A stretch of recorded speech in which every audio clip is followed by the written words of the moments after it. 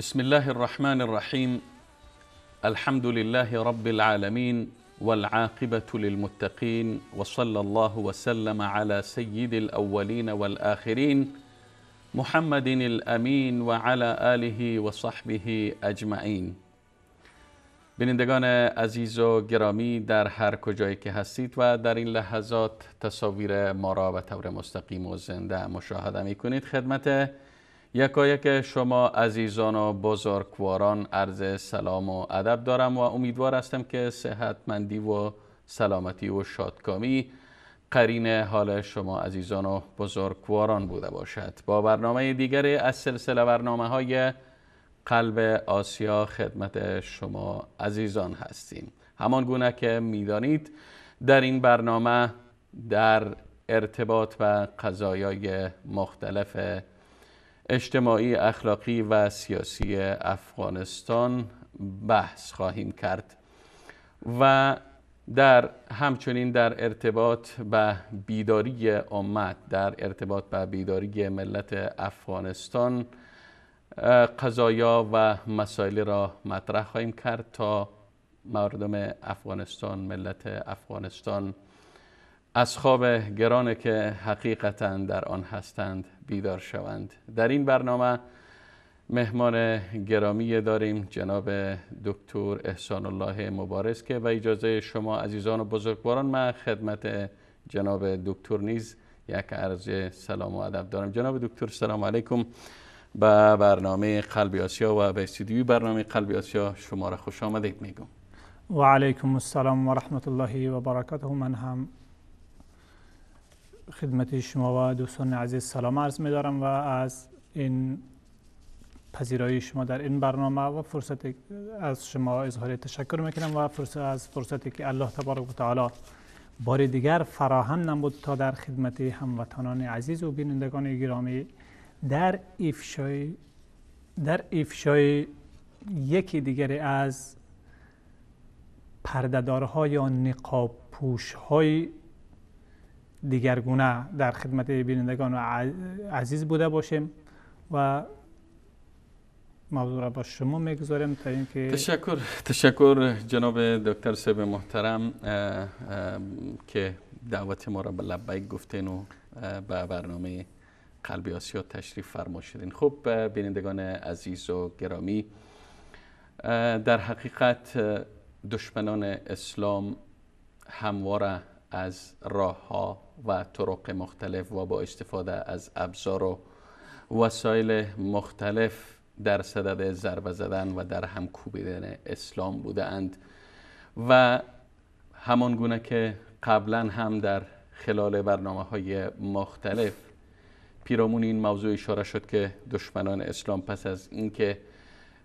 در رویارویی نظامی علیه کشورهای اسلامی و علیه مسلمانان همیشه شکست خوردن و پوزشان به زمین خورد، خواستند در طی یک قرن و 2 قرن اخیر از راه‌های دیگر و با استفاده از ابزار و وسایل دیگر وارد کشورهای اسلامی شوند و یکی از ابزارها و وسایلی که اینها تانستند از این طریق به موفقیت‌های دست پیدا کنند پس از ارسال گروه‌های خاورشناسان که البته بازوهای اصلی کشورهای استخرابی و کشورهای اشغالگر و زورگو را تشکیل می‌دادند، تعداد زیادی را از جوانها را به کشورهایشان به عنوان محصل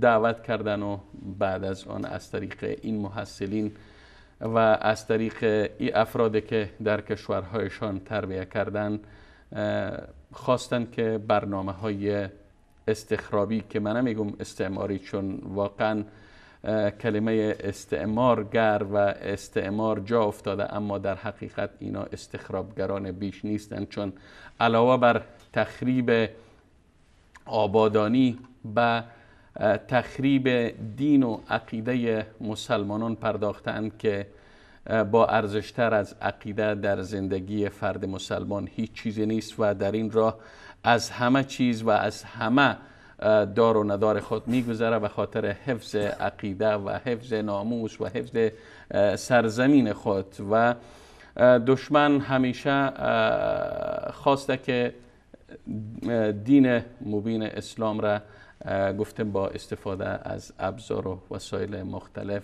ضربه بزنه. و باز هم یکی از ابزار و وسایلی که اینها به خاطر ضربه زدن به اسلام و به خاطر ایجاد فاصله میان مسلمانان مخصوصا نسل جوان و اسلام کار میکنند، چهره سازی میکنند بعضی از شخصیت ها را در پشت نقاب های مختلف و از اینها به حیث بازوهای خود و به حیث دست پروردگان خود و به حیث مجریان سیاست های خود در کشورهای اسلامی استفاده میکنند. و یکی از این راه ها در حقیقت ساخت و ساز برخی از شخصیت ها زیر عناوین سیاستمدار و زیر عنوان عالم و به اصطلاح آخوند است که ما در این برنامه می‌خواهیم نقاب از یکی از چهره هایی که در افغانستان داره فعالیت میکنه و به عنوان چهره دلسوز و مهربان و عابد و فیلسوف و واعظ قد علم کرده ای را به معرفی بگیریم.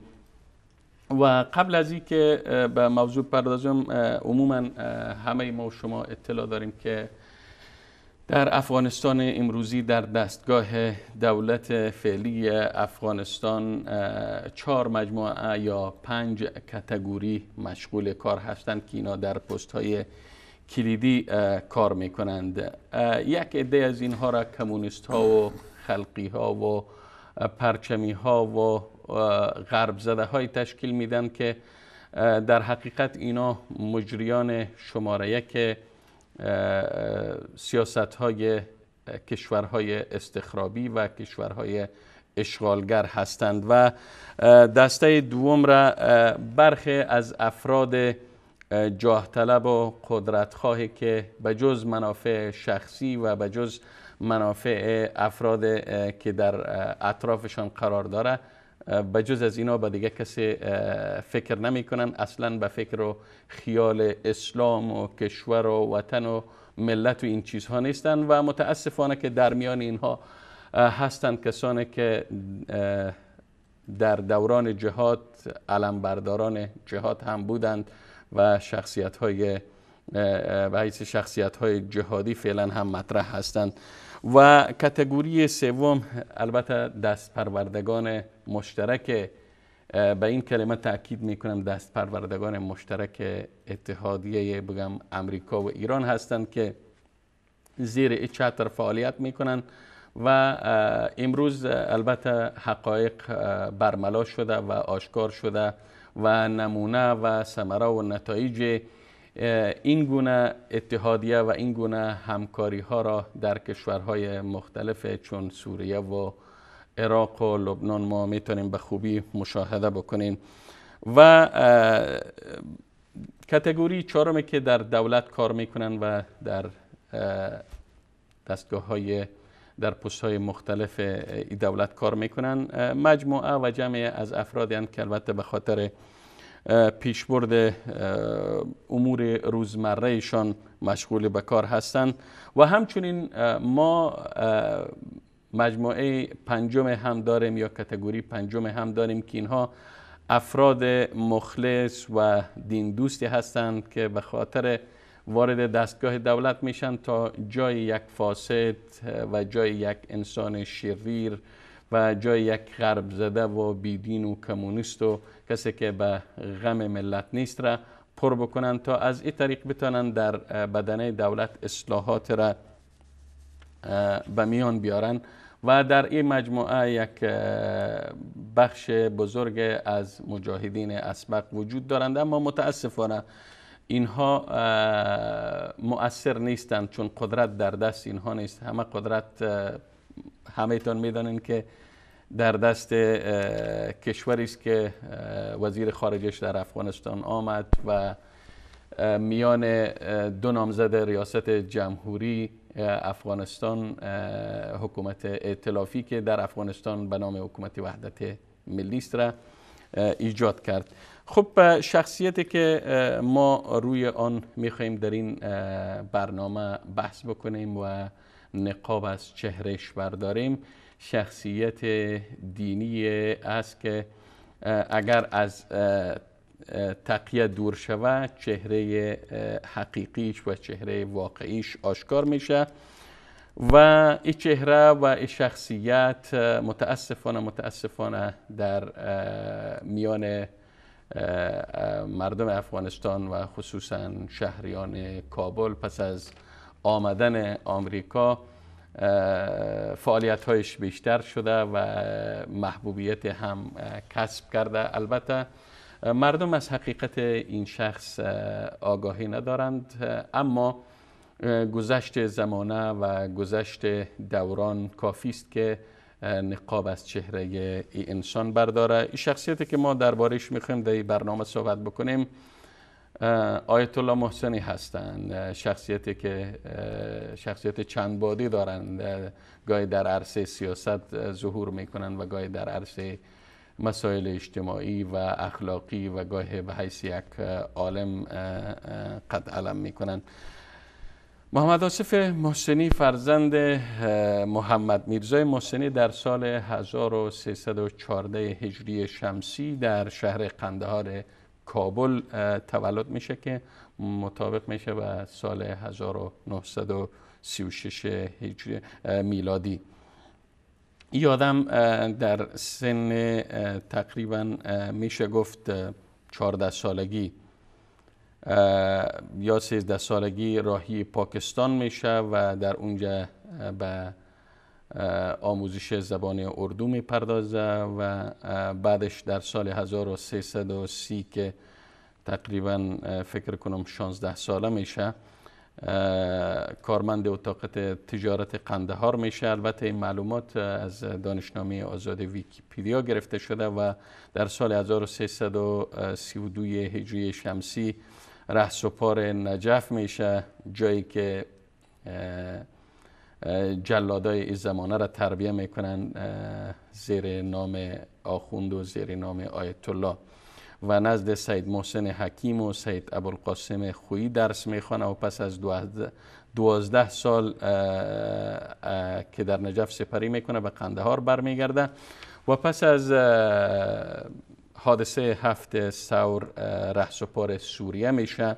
در سال 1358 با تعداد از هم مسلکانش در ایران حرکت اسلامی را تأسیس میکنه و پس از سقوط دولت نجیب یا حکومت نجیب و روی کار آمدن دولت مجاهدین دبیر و سخنگوی شورای رهبری دولت مجاهدین انتخاب میشه و در سال 1300 پس از جنگ‌های داخلی البته میره به طرف اسلام آباد و در اونجا اقامت میگزینه و در سال 1376 پاکستان را ترک میکنه و به مرکز اصلی تولید آخوند به قم میره و یکی از دستاوردهای بزرگ این شخصیت که میگن در افغانستان یعنی دستاورد بزرگ داشته و واقعا به نفع استعمار و به نفع ایران کار بزرگ را انجام داده، تأسیس حوزه بزرگ خاتم النبیین و ایجاد دانشگاه یا تأسیس دانشگاه خاتم النبیین و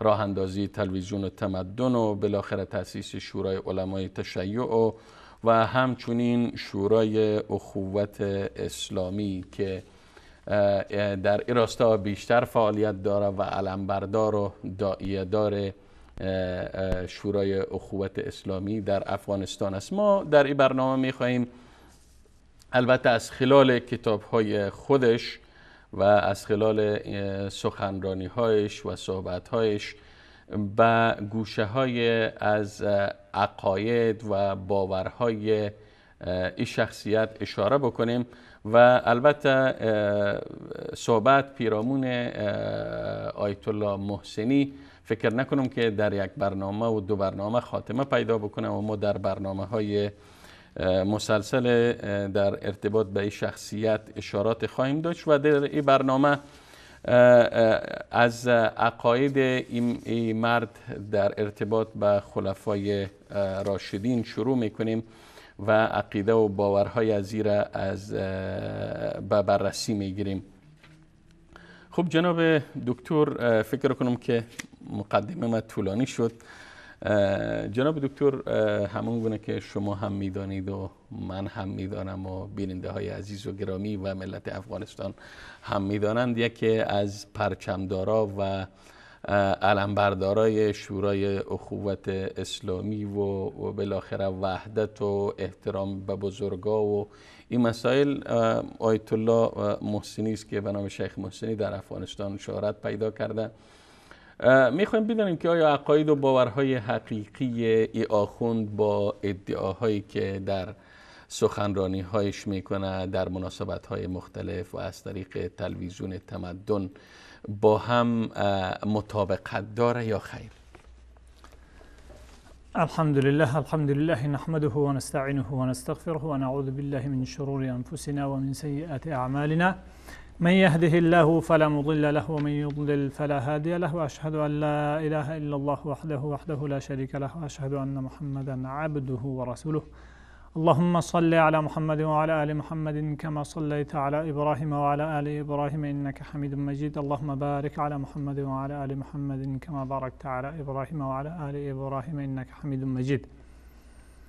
و بعد، بینندگان عزیز و گرامی، قسمی که خود شاهد جریان‌های حاضر و جریان‌های تاریخی قبلی هستید، دشمنان اسلام همیشه در پی شخصیت سازی و مرجع سازی های از جانب خود بودند تا اینکه در قالب شخصی مورد احترام، شخصی محترم، شخصی والا و بزرگوار و یگانه امید امت تبارز کنه و بعد از او از طریق او کارهای مختلف خود، برنامه‌های ضد اسلامی مختلف خود را پیش ببرند.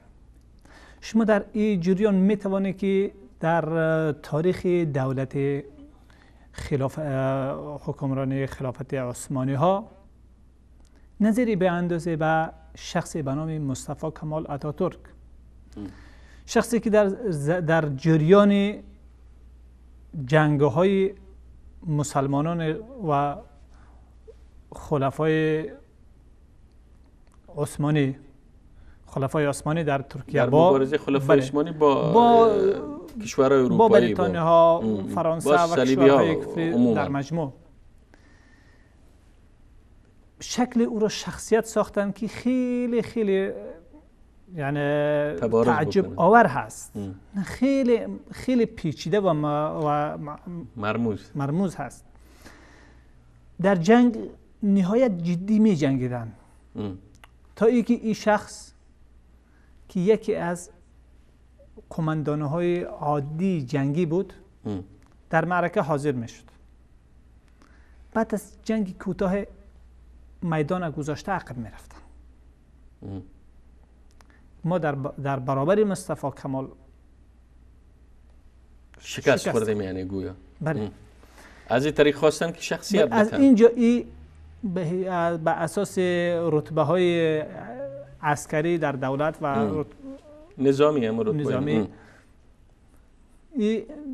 به اوج بیشتری گرفت و مقام بالاتر را به خود کسب کرد تا به این که رسید به شخصی یکم در سطح نظامی در دولت عثمانی ها. اینجا شخصی اول عرصه نظامی خلافت عثمانی شد. خواه همین شخصی که جز حضور ای باعث شکست انگلیس ها، فرانسوی ها، مجرها و غیره دیگر شخص نمیشد. ای که حضور پیدا میکرد یگانه قهرمان عرصه نظامی و همه چیز بود. اینجا وقتی که همه چیز را جایگاه اجتماعی پیدا کرد، به عنوان شخصیت بارز در جامعه مطرح شد. بله. خلیفه سلطان عبدالحمید که از بزرگوارترین خلیفه های دوری اخیر عثمانی ها و شخصیتی که گفته بود تا زمانی که من زنده هستم، یهود در فلسطین جابجا شده نمیتوانند، نه در برابر پول نه در برابر چیز دیگه. وقتی که من رفتم، من از میان رفتم، باز فلسطین را مفت میگیرم با آنچه طمع‌های زیاده، پول فراوان برای او تقدیم کردن و وعده های فراوان به او سپردن.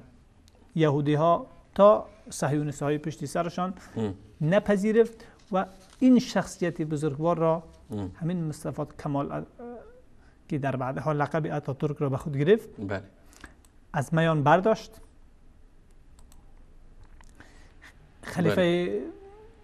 یک خلیفه بی صلاحیت برای چند مدت تعیین کرد، سپس اون را هم از بین برد و ترکیه را از اسلامی به الحادی بدینی کامل تبدیل کرد.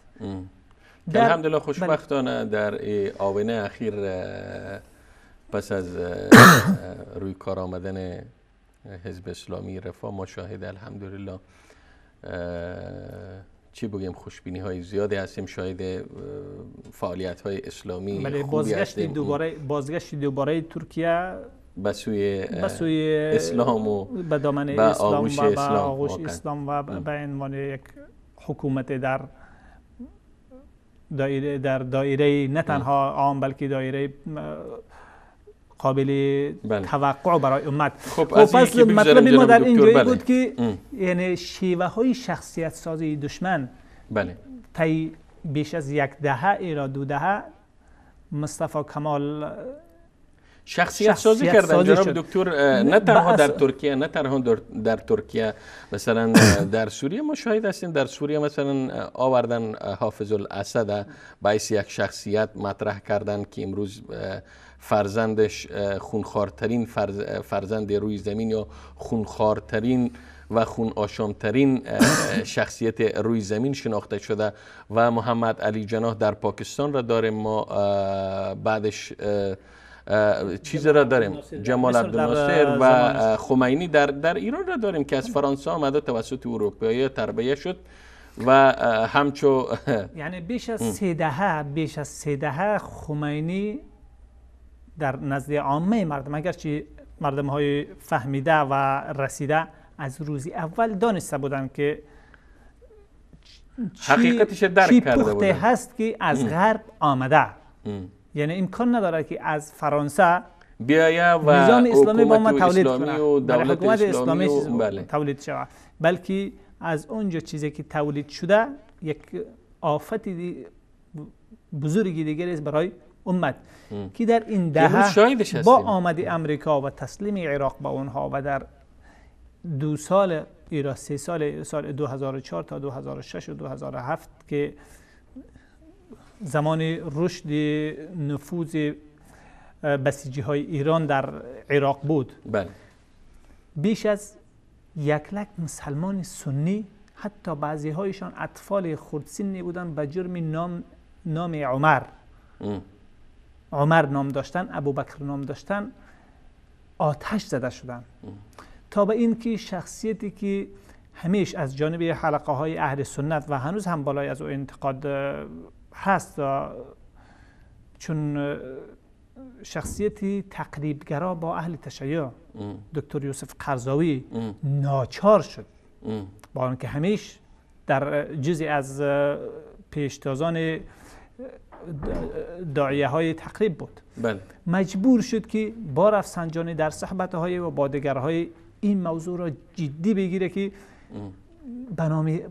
به جرم عایشه نام داشتن توهین می شود، زندان می رود، اونجا با او چی جنایت های صورت می گیره، به جرم نام داشتن عمر و ابوبکر و عثمان و اینها امثالهم کشته می شود. نه تنها کشته که بلکه تکه تکه ساخته می شود، آتش زده می شود. پس این عموما جناب دکتر میشه بگیم که یعنی غرب که میگه هر کسی که کشت درو میکنه، غرب که کاشت شخصیت مثل خمینی را 36 سال 37 سال پیش یا بلکه بیشتر از این، امروز نتیجهش گرفت. امروز عراق تقریبا در دایره چی بگیم نفوذ امریکا و ایران است. امروز لبنان زیر تسلط ایران و امریکاست. امروز سوریه به همین ترتیب و آمدن میخواستن حتی یمن بگیرن. عموما از شخصیت هایی که ساخته بودن نتیجه خوبی گرفتن تا حالی را. بله. این لازمه چیز هست که وقتی که خب سوال من بود جناب دکتر که آیا باورها و عقاید ای آخوند آیت الله محسنی یا شیخ محسنی که امروز اما قسمی که اشاره شد باعث یک شخص ملی که حاشا و کلا که شخص ملی باشه، باعث یک انسان فرهیخته و یک انسان دانشمند و یک انسان ناصح و واعظ در بین مردم، به خصوص گفتم شهریان کابل، نفوذ پیدا کرده. میخواستیم بدانیم به ملت افغانستان، مردم افغانستان، کسایی که طرفدار شخص هستند، مثل که از سابق طرفدار خمینی بودن و از خمینی تقریبا شما اشاره کردن که مثل جناب شیخ قرضاوی، علامه قرضاوی که امروز پی برد که خمینی کی بوده و نظام ولایت فقیه یا ولایت سفیه چی بوده و امروز متوجه میشه. ما امیدوار هستیم که نشوه که بعد از اینکه خدای نخواسته در افغانستان اینها یک جنگ خونینی را به راه بیاندازن و ملت افغانستان به یک مشکل بزرگتر دیگه دوچار کنن. شخصیت های از اینا باید شناسانده شود و مردم به حقایق از اینا پی ببرن تا فریبشان نخورن. هدف همیست.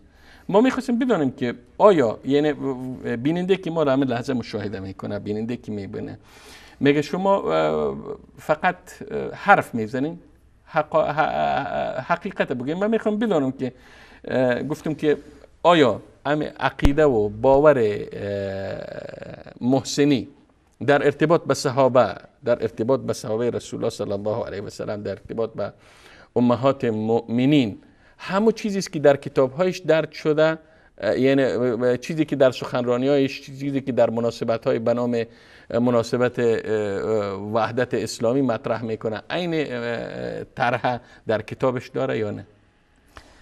نه خیر.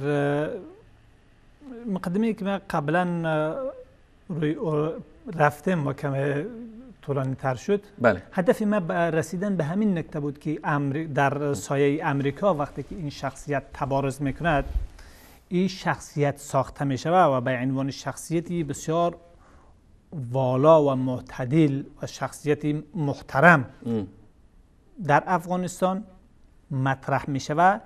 اینجا انگیزه ای از انگیزه های شخصیت سازی چون مصطفی کمال آتاتورک و خمینی و امثال از اونها هست و همیشه جامعه وقتی که ما بگیریم در مصطفی کمال آتاتورک چرا شخصیت ساخته شد؟ به خاطری که بیدین بود و جزئی از برنامه‌های بیدینی و دینسازی جامعه را به خود گرفته بود.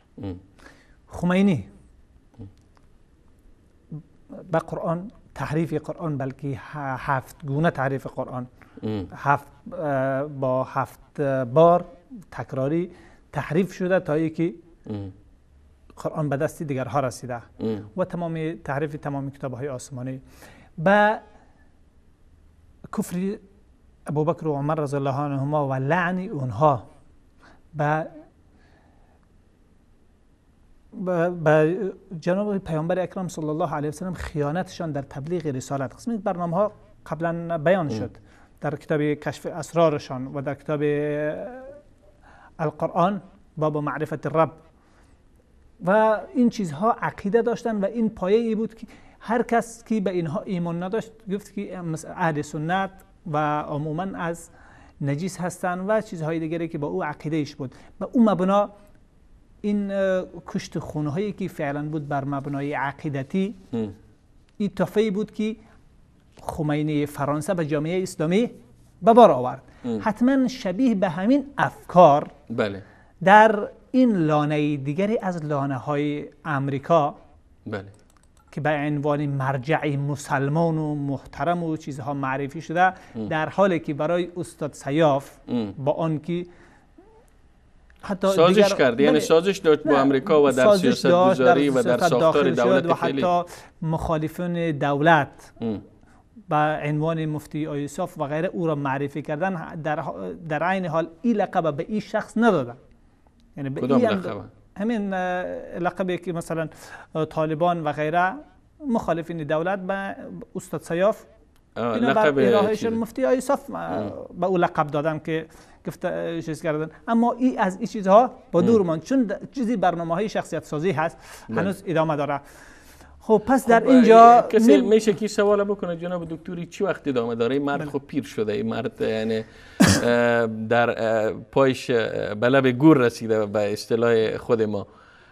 از این چی استفاده کرده میتونه؟ خب پس همین شخصیت چیزهایی داره که در کتابهایش ثبت هست. اون در بعد مؤثر می باشه. مؤسسه‌ای داره که مؤسسه‌ای که این فکر را انتقال میده و اون مؤسسه در سایه امریکا، در حالی که یک دار تحفیظ برای مسلمان‌های دیگر کشورها اجازه نبود بسازن، برای این ساخته شد. برای استاد سیاف یک درسی هفته‌وار در مسجد کویتی که داشت، او را امریکایی‌ها بالاش بند ساختن با حیله‌های مختلف. ولی این مرکزی بزرگی میسازه. شما تعجب میکنین که چرا مثلا شخصیت‌هایی که نفوذ دارن و شخصیت‌های مطرح جهادی هستند و مربوط 90% ملت افغانستان هستند، چرا اینها ساحه فعالیت دینیشون محدود میشه و اجازه داده نمیشه که حتی حلقات تحفیظ دایر بکنن، درس هفتگیشون قطع میشه و خانهشون تلاشی میشه، اما به این شخص اجازه داده میشه و شخصیت داده میشه، تبارز میکنه؟ جای تعجبتون اینجاست. بله. نه تنها یک بلکه چندین دانشگاه بزرگ را سرپرستی میکنه و پیش میبره. در عین حال که اونها کسانی هستند که با آمد امریکا، با آمد امریکا در این وطن موافقه کرده بودند.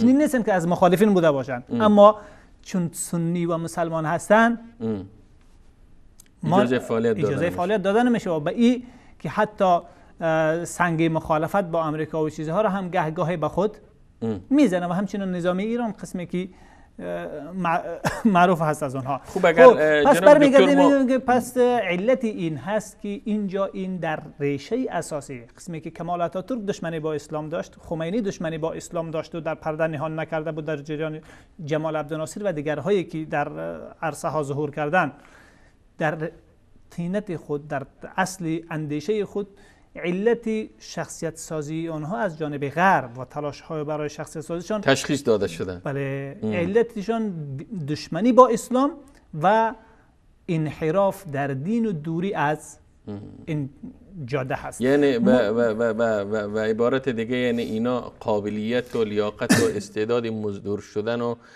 پیاده کردن سیاست های غیر اسلامی غرب را در افغانستان زیر چتر اسلام دارند. بله. پس اینها همون اسلامی که غرب با او در نبرد هست، همون اسلام رو اینها هم نمیخوان، اینها هم با او در نبرد هستند.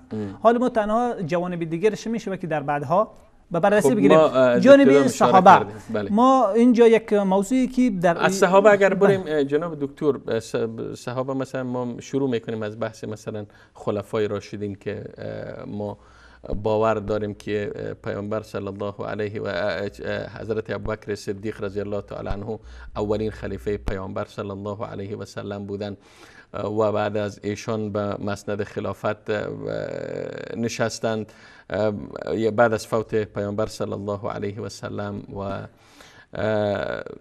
دستاوردهای بزرگی را در خلال 2 سالی که خلافت به عهده داشتن از جمله جنگ با مرتدین، مبارزه با مرتدین است. از اینجا آغاز میکنیم و همچنین حضرت عمر شخصیت عدالت محوره که عدالتش زبان زده عام و خاص است. نظر از این آدم در ارتباط به عثمان، در ارتباط به خلفای راشدین چیست؟ پس اینجا این شخص قسمی که آیین تشیع در نقل بعضی از بزرگان تشیع هست میگویند که ما در کتاب‌های مرجع دینی خود، در کتاب‌های روایتی خود هیچ روایتی از امامان نداریم مگر اینکه ضد و نقیض او در کتاب‌های ما وجود داره. از همون امامان اگر یک روایت مطابق با اسلام هست، یک روایت منافی با او. همچنین ما در کتاب‌های آقای محسنی وقتی که برمیگردیم همین تناقض و تضاد در نوشته های او، در کتابه های از او، در کتابه های حرکتی او و حزبی او وجود داره.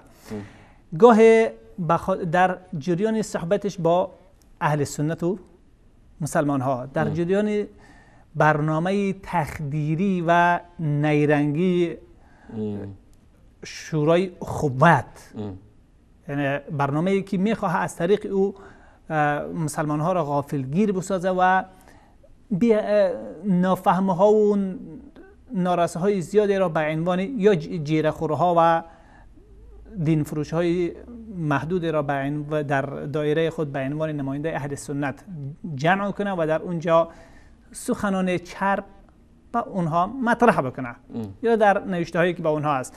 مثلا جایی که هست این شخصیت در باره خلفای راشدین، مثلا در کتابی هست اینجا به نام همبستگی رفیع جان اسلامی. کارگردان عزیز اگر میشه کتاب نمایش بتین، کتاب که جناب دکتر میخوان. کدام کتاب جناب دکتر؟ همبستگی اسلامی و دشمنان آن. همبستگی اسلامی و دشمنان آن. اصلا این نوشته کی هستی؟ این کمیسیون فرهنگی حرکت اسلامی. حرکت اسلامی حزبی که مؤسسش بود و در کابل به چاپ رسیده در برج اسد سال 1373. بله. چی میگه در این کتاب؟ در این کتاب مثلا در همین تضاد در این کتاب در چند جایش وجود داره. مثلا در جایی هست سخن داره که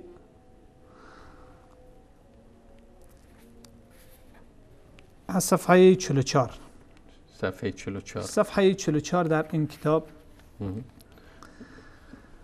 در اینجا بیان میکنه که نقد در اصل این کتاب نوشته شده در نقد کتاب به نام اصول دین شیعه جعفری 12 امامی، ترجمه شخصیت بزرگوار استاد ابو عبدالحفیظ فضل الرحیم لغمانی که در ساحه های جهاد نوشته، در بخش های فرهنگی نوشته های جالبی داشتن و این کتاب را ترجمه کردن از کتاب الخطوط العریضه لاصول الدین الشیعه الاثنی عشریه از علامه محب الدینی خطیبی مصری.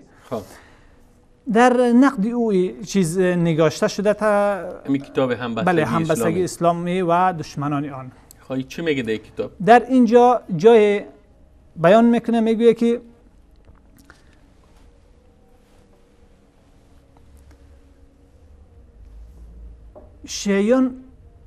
شیعیان به صحابه به نظر احترام می نگرند. وقتی که نقد اینجا هست که شخصی که در اونجا بوده،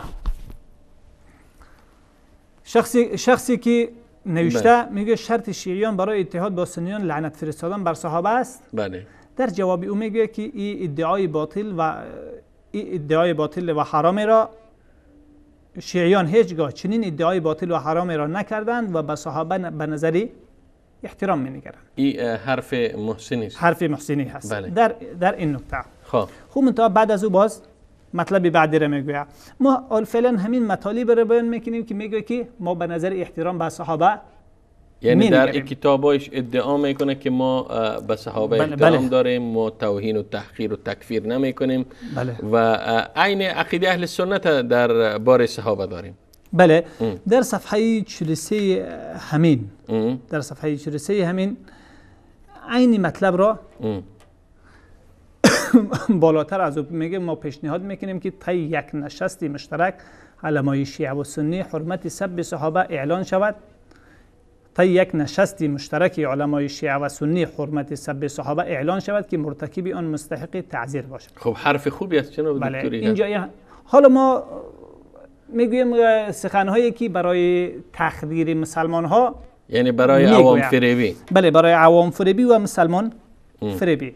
در صفحه 17 همین آمده نفس مطلب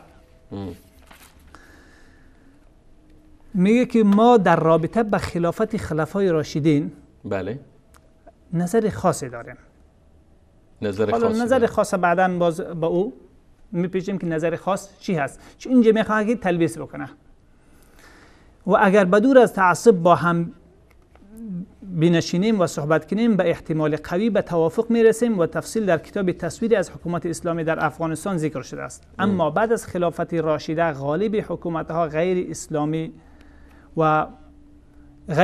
بوده و مقررات اسلام را نادیده گرفتند تا اینکه چیزهای دیگر را طرح میکنند و این مطلب در جاهای دیگری از این کتاب و نوشته های دیگری او تکرارا آمده. مثلا در صفحه 52 هم در صفحه 52 هم نقل میکنه، میگوید که ما یک بار دیگر تکرار میکنیم که به خلفای راشدین، بله، روضا هم گذاشته رمزی رضی الله عنه، احترام قائلیم. چه؟ به خلفای راشدین احترام قائل هستیم. حالا اگر از همین کتاب آغاز کنیم یا که به کتاب دیگری او برویم، آغاز میکنیم از همین کتاب دکتر، که در این کتاب چه تناقضاتی وجود داره؟ یعنی در آغاز همین تا حال خب ما حرفای خوبی شنیدیم از یادم. بله. یعنی در کتابی که به نام عقاید برای همه نوشته کی است؟ این هم کمیسیون فرهنگی حرکت اسلامی افغانستان برج هود 1373 در کتاب نشان بتین جناب دکتر، جای چاپش هم اسلام آباد. این بازگو کننده نظریات و آرای حزب است که در رأسش محسن قرار داره. بله. در این کتاب هم در جای باز هم همین مطلب را تکرار میکنه که میگه ما با صحابه با خلفای راشدین حرمت قائل هستیم. اما در آغاز همین کتاب وقتی که صحبت میکنه، بله، در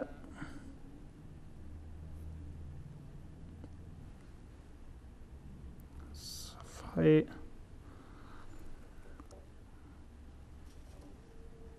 خب جناب دکتر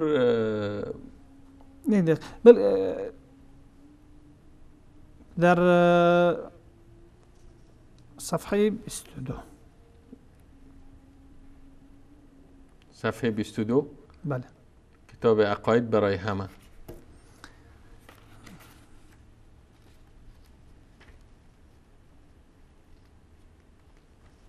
یک کتاب از طرف حزب بله حرکت اسلامی محسنی تألیف شده. در صفحه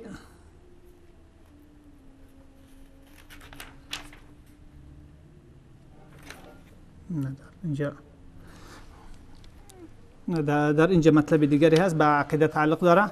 خب بر صورت جناب برمیگردیم به کتاب چیزشان، به کتاب محسنی که به عربی نوشتن.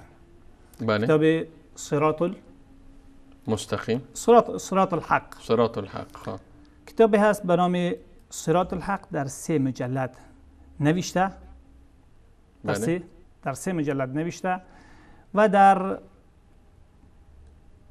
او در مجموع دیدگاه ها و بینش های خود او و مذهب تشیع به اقراری و چیزهایی را که او تایید میکنه در این کتاب درج شده است. در ابتدا بیان میکنه، در ابتدای جلد اول هم مطالب داره، اما به او برمیگردیم بعد از اینکه ما مطلب را از جلد 3 که صریح‌تر هست، در ارتباط به صحابه است. بله، در ارتباط به خلفای راشدین. جلد 3 صفحه 173. بله. اینجا باب گذاشته به نام الباب الثانی فی ان الامامه من اصول الدین. اگر دوست عزیز نمایش داده میتونن لپتاپ جناب دکتر. خب میگه الباب الثانی فی ان الامامه من اصول الدین.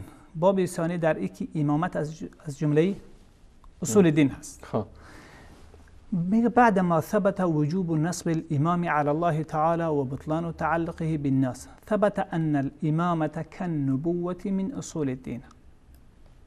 میگه بعد از اینکه ثابت شد که نصب تعیین امام بر الله تعالی واجب هست و وابسته بودن او به مردم باطل هست. دیدگاهی که بحثی که کرده بعد از میگه ثبت، این ثابت شده که ان الامامت کنبوت من اصول الدین، امامت مانندی مسئله نبوت از اصول دین هست. سپس بحث خود را پیش برده در وسط این صفحه میگوید که بعضی روایات ذکر میکنه در این باب. بله میگه و یدل علیه ایضا ما سيأتي قريبا من صحاح اخبارهم الداله على ارتداد الصحابه بعد رسول الله صلی الله علیه و سلم. میگه بر این مسئله که امامت از اصول دین هست، بله از اصول دین هست نه از فروشان، چیزی که دلالت میکند دلیل دیگری بر این آنچه که در احادیث صحاح مسلمان ها اهل سنت اشاره میکنه آمده در اونها به ارتداد صحابه یعنی بعد از رسول الله صلی الله علیه و سلم اشاره شده. احادیث آمده در اونهایی که بعضی از کسانی که با رسول الله صلی الله علیه و سلم ایمان آورده بودند. یعنی میخوای بگویی که در ما ثابت میکنیم که ارتداد صحابه در احادیثی که از طرف خود اهل سنت روایت شده آمده. اینجا یک دلیلی از دلیل‌هایش ذکر میکنه. خب اینجا مسئله که استدلال میکنه بعدی هست. ارتداد صحابه در بعضی از اونها آمده. حالا این مسئله است که مسلمان ها همگی میدونن که تعداد زیاد مرتد شده بود، اونهایی که این گروه از اونها دفاع میکنن، چون افراد مسیلمه و سجاح و مالک بن نویره و غیره کسانی که در اون جریان بودن. بله. اسود عنسی و مسلمان ها با اونها جنگیدن و اونها را حرکتشان و جریانشان را از بین بردن و به جای از آنها اسلام دوباره مستحکم شد. بله. اما میخواهد که این به جای آنها این ارتداد را در صحابه‌ای که بر اسلام ثابت ماندن و اسلام دوباره الله تبارک و تعالی به دست از آنها اسلام را زنده ساخت و به ما از طریق از آنها رسیده به همه جهانیان، اونها را مرتد ثابت کنه، نه اون مرتدین را. میگه فانه لم يقع حادث بعد وفات النبي الخاتم صلى الله عليه وسلم يوجب ارتداد جمع من الصحابه الا الخلاف في مساله الخلافه والامامه. میگه در احادیث اهل سنت آمده که یک تعدادی از صحابه بعد از رسول الله مرتد میشوند. بله. حالا ما در بعد از وفات رسول الله هیچ حادثه و هیچ جریانی نداریم که بر مبنای او به ارتداد جمع از صحابه حکم بکنیم مگر مسئله خلافت و امامت. این سخنهای صحبتهای محسنی است. صحبتهای محسنی هست در کتاب صراط الحق. در کتاب صراط الحق جلد 3 صفحه 173. 173. بله. بعد از او این مطلب را ادامه داده پیش میره، دلیل دیگری ذکر میکنه. بعد از او در صفحه 174 همین کتاب چی میگه؟ ولا نعلم، این ادامه همین ادله هست. ولا نعلم امرا اوجب انحراف الاصحاب، ولا نعلم امرا، و نمیدانیم ما هیچ جریان را، هیچ کار را، هیچ حرکت را که موجب انحراف، باعث انحراف صحابه و انقلابهم علی اعقابهم و مرتد شدن اونها شده باشه سوى امر الامامت و الخلافه، بجز امر امامت و خلافت. بجز چی؟ خلافت و امامت. امر خلافت و امامت که ابوبکر رضی الله تعالی عنه با تعیین صحابه، بیعت صحابه به عنوان خلیفه تعیین شدن و امامت از کی سلب شد و امامت علی رضی الله تعالی عنه را گویا با ادعای از اینها نپذیرفتن، لذا اونها چی شدن؟ مرتد شدن. میگه هیچ مسئله در دنیا وجود نداره، هیچ جریان واقع نشده که افراد بعد از رسول الله صلی الله علیه و مرتد شده باشن، به اساس مرتد شده باشن، مگر مسئله امامت و خلافت. یعنی اینجا میایه هر کسی که گویا وقتی که علی حضرت علی رضی الله تعالی عنه در آقا باعث خلیفه اول انتخاب نشد، پس تمام صحابه را متهم میکنه که اینا چی هستن؟ اینا مرتد شدن، چون خلافت مستحق خلافت به قولشان حضرت علی بودن. درست است؟ بله بله. بعد از چی میگویه؟ از این اثبات میکنه که فهیه من اصول دین. پس این مسئله دلالت میکنه وقتی که مسئله باشه به بزرگی که مخالفت او حکم ارتداد اونها را گرفته، اونها مرتد شدن و از دین منحرف شدن به علت او. پس ای از اصول دین هست. عنوان باب هم چی بود؟ عنوان مثلا الباب الثاني في ان الامامه من اصول الدين، في ان الامامه من اصول الدين. در این باب ای را ثابت میکنه که امامت از جمله اصول دین هست. دلیلی که برای این ساخت کرد در آغازش هم گفته بود که امامت از اصول دین مانند مسئله نبوت از اصول دین هست. مانند مسئله نبوت از چی است؟ از اصول دین. حالا این آخونده که قبلا گفتیم که تشیع رافضی وقتی که میخواست مردم را از دین منحرف بسازه، اقوال و اخبار و روایات متناقض حتی منسوب به امامان اهل بیت میساختن. اونش که به دین اسلام مربوط میبود میگفتن که این تقیه امام بوده، آنچه که مربوط میبود به انحراف از دین، مخالف دین میبود، میشد اصلی مذهب. خب جناب دکتر اگر اجازه بدین در ارتباط با صحبتایتان ما یک کلیپ نمایش میتیم که در ارتباط با روایاتی است که در منابع شیعه ذکر شده در ارتباط به تکفیر صحابه. 600 پس یک مطلب برای او از این کتاب حکایت میکنم که یعنی روایاتی را که در توهین شیخین در این کتاب در صفحه 22 در کتاب همبستگی بیان میکنه که بله. روایاتی که در مورد چیز آمده در کتاب‌های ما میگه معتبر نیست. حالا اینجا چی تقریر میکنه؟ اینجا میگه که مسئله‌ای که به او مرتد شده بود جز مسئله امامت و خلافت نیست، پس مسئله امامت از اصول دین هست. خب در اینجا میگه که در صفحه 22 از همین کتاب نمایش بتین رفیق جانم کتاب.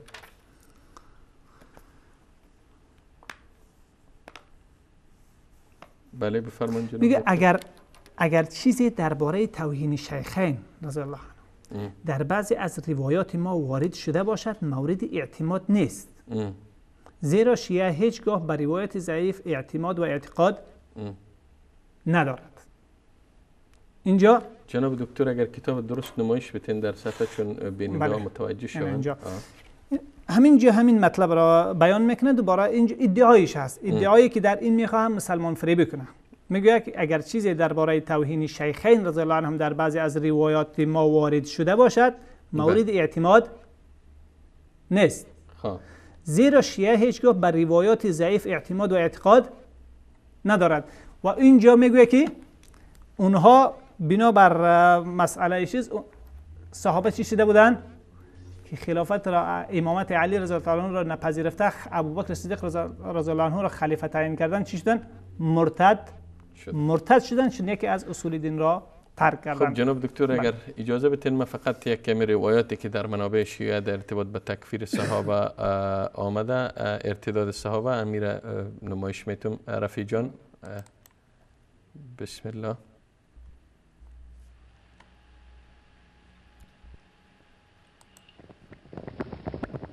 تقیه یا نفاق روافض با اهل سنت.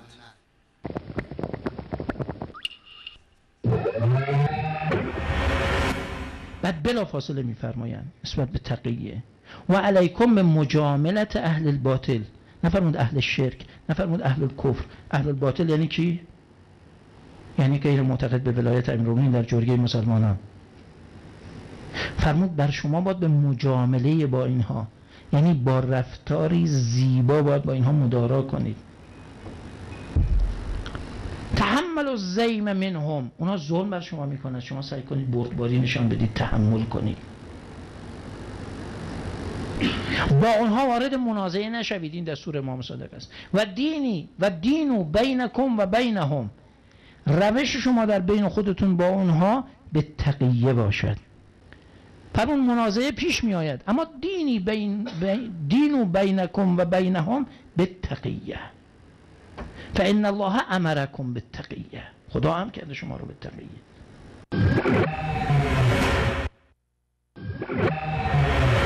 امام حسین که مظهر آزادگی و شجاعت است، 10 سال بعد از شهادت امام حسن در زمان معاویه زندگی میکردن. معاویه میآمد به مدینه، امام حسین به استقبال او میرفتن تا خارج مدینه، مجبور بودن میرفتن. جوایز معاویه هم قبول میکردن. معاویه میرفت اون منبر، امام حسین هم میشن کنار که بله ابو عبدالله هم تایید فرمایش ما رو میکنن. چی بگن؟ همون امام حسین مظهر آزادگی. التقیة دینی و دین آبایی.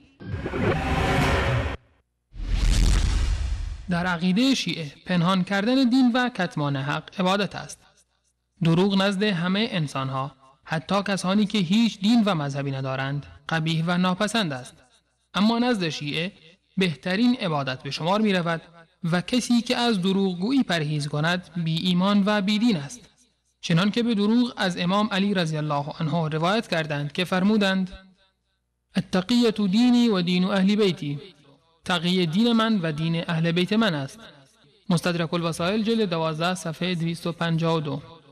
و نیز از امام باقر رحمه الله به دروغ روایت کردند که فرمودند: التقیة دینی و دین آبایی ولا ایمان لمن لا تقیة له، تقیه دین من و دین پدران من است و هر کس تقیه نداشته باشد ایمان ندارد.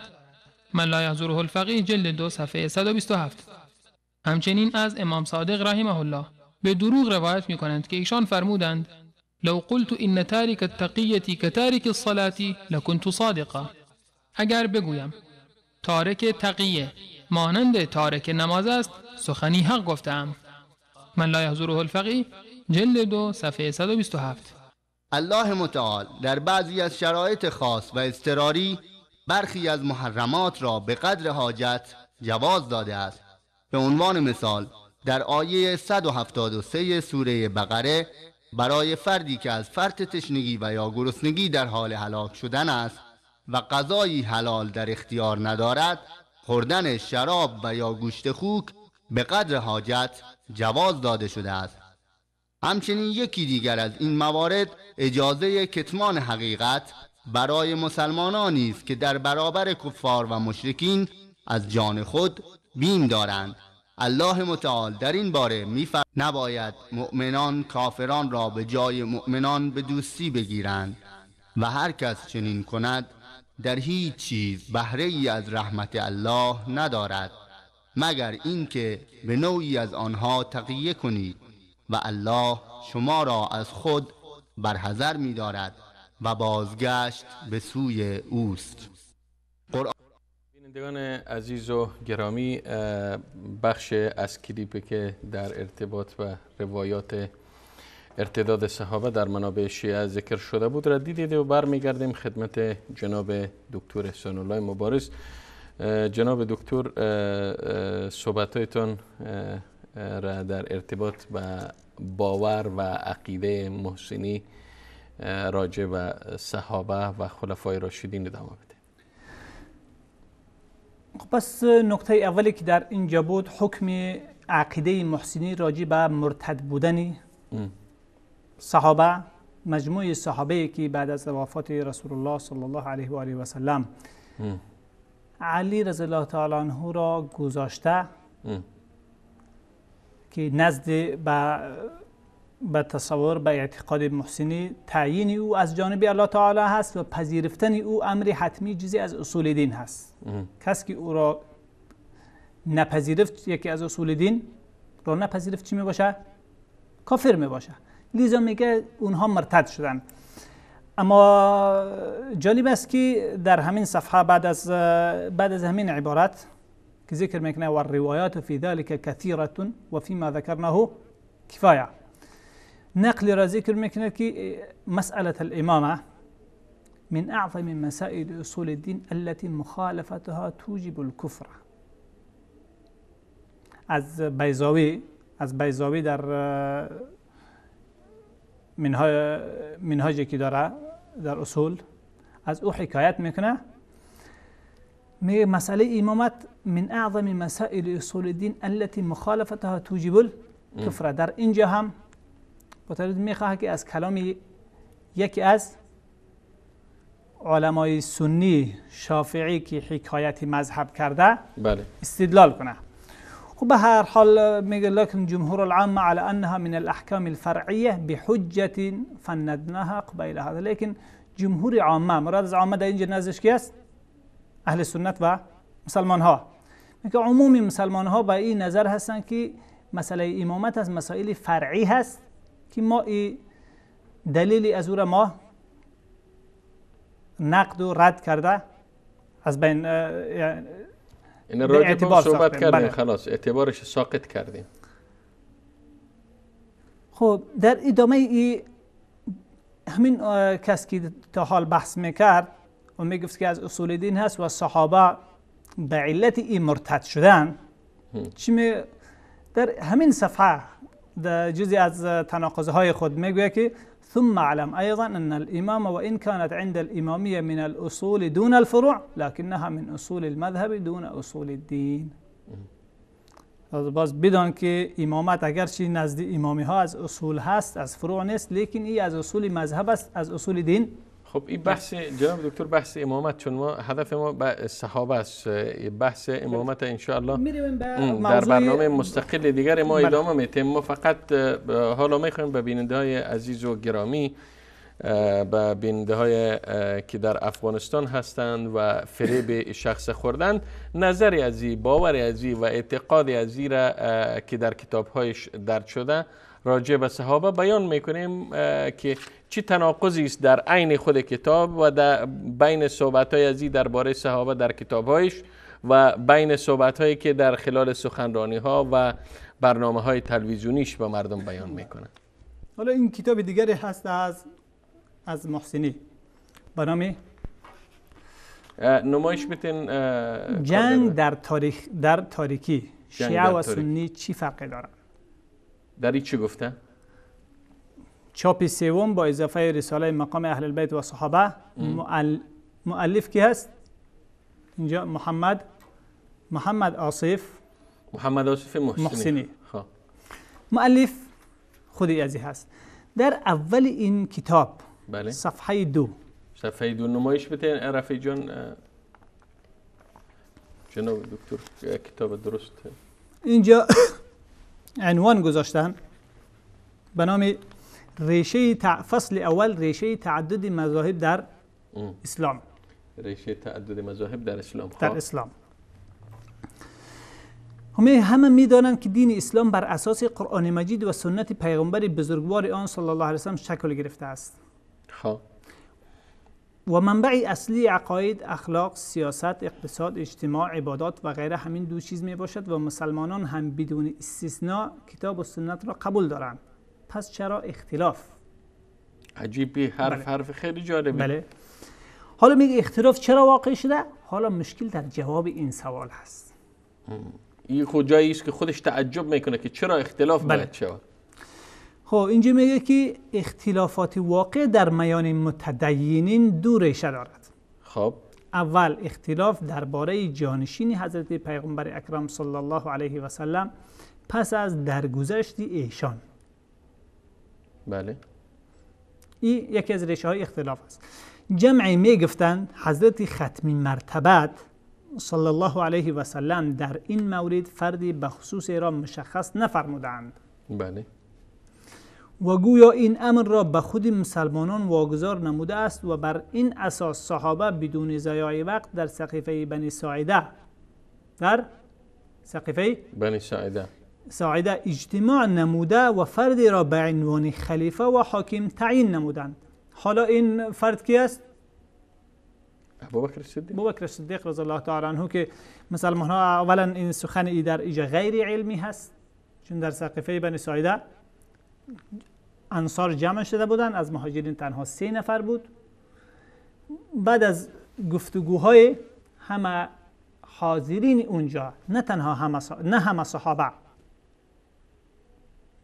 حاضرین اونجا که اکثر از اوس و خزرج از انصار بودن و از مهاجرین تنها چند شخص بود؟ 3 نفر بود. ابوبکر رضی الله تعالی عنه، عمر رضی الله عنه و ابو عبیده بن جراح رضی الله عنه. اونها با ابوبکر صدیق رضی الله تعالی عنه بیعت کردن، سپس بیعت عمومی مسلمان ها با ابوبکر صدیق رضی الله تعالی عنه در مسجد نبوی صورت گرفت. بعد از اون واقعا بله. خب عده معتقد بودند که آن حضرت صلی الله علیه و سلم وصی خود را به مردم معرفی کرده بود و نباید که از دستور صریح او سرپیچی شود. نباید از دستور صریح او سرپیچی شود. این اختلاف بله. حالا تحلیل محسنی هست. ما گفتیم در نقل تاریخ هم چیز خلل وجود داشت، اما میشه که گذرا باشه. میگه این اختلاف در آن زمان چگونه ارزیابی میشده اطلاع دقیقی از آن نداریم. اطلاع دقیقی از آن نداریم. ولی بعداً ولی بعد ابعادی وسیع پیدا کرد. ولی بعداً الف یزو در طباعت مانده، ولی در بعدها ابعادی وسیع پیدا کرد و به شکل خطرناک در جامعه اسلامی مطرح گردید که آثار سوء آن تا امروز محسوس است و از همین جا تشیع و تسنن به عنوان 2 جریان در بستر اقیانوس دین اسلام نمایان گردید. حالا میگه تعیین ابوبکر صدیق رضی الله تعالی عنه ریشه چیز بود؟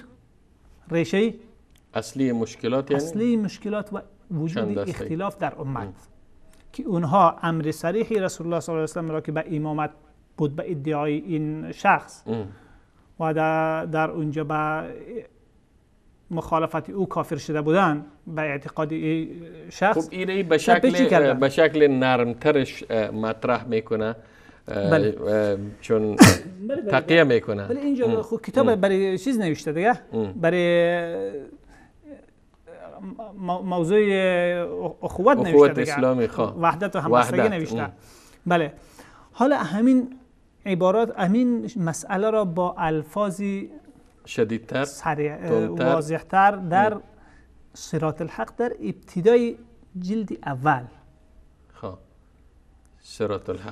صراط الحق به زبان عربی است. بله، به زبان عربی هست. نام کاملی او را که صراط الحق في المعارف الإسلامية والأصول الاعتقادية، تألیف محمد آصف المحسنی. در 3 مجلد است. اینجا از چاپ از مکتبه از کتابخانه الکترونی نرجس ایرا دانلود کرده گرفتیم. منشورات ذوی القربا، بله، طبعه اولا، تاریخ طبع 1428 1428، یعنی 9 سال پیش از امروز. بله. 1000 نسخه. و این مرکز توزیع قم، پاساژ قدس، طابق الاول، رقم شماره 59، شماره تماس هم در اونجا درج هست. المؤلف المحتاج الى رحمة ربه و غفرانه، بعد از مقدمه در پیشگفتارش را نوشته: افغانستان، کابل، شعبان المعظم، سنه 1427 هجری قمری، ماه الشهر السادس، یعنی ماه 6 سال 1385 هجری شمسی. خب یعنی در جریان همین حکومت تابع شده. در قدیم نیست. در این کتاب‌های دیگرش، حتی در این کتاب همبستگی هم به این حواله ها هست. این چاپ جدید در همین جدید ها هست. خود در اینجا در صفحه 16 از این داره به نام الفائده الثانیه فی وضع الکلام. خب جناب دکتر اگر اجازه بدین، چون وقت میان برنامه هم فرا رسید، یک میان برنامه را میبینیم با همراه. اگر همین مطلب را مختصر بخوانیم تا اینکه باز دوباره به برنگردیم. خب برمیگردیم، عین موضوع رو دوباره شروع میکنیم جناب دکتر. خب بیننده های عزیز و گرامی، با هم میان برنامه میبینیم که در ارتباط و توهین صحابه کرام از سوی روافض است. علی اینجور گفت اسم من این خدا لعنت کنه ابو رسول الله اینجور گفت اسم من این صحابه رسول الله اینجور گفتن این بار امام لعنت کنه ابو حنیفه.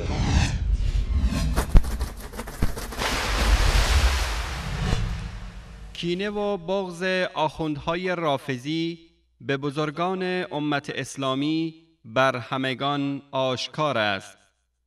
لعن و نفرین همسران و یاران بزرگوار پیامبر اکرم صلی الله علیه و آله و سلم، آن هم به قصد عبادت، خبر از عمق کینه این عده نسبت به اسلام و مسلمین دارد.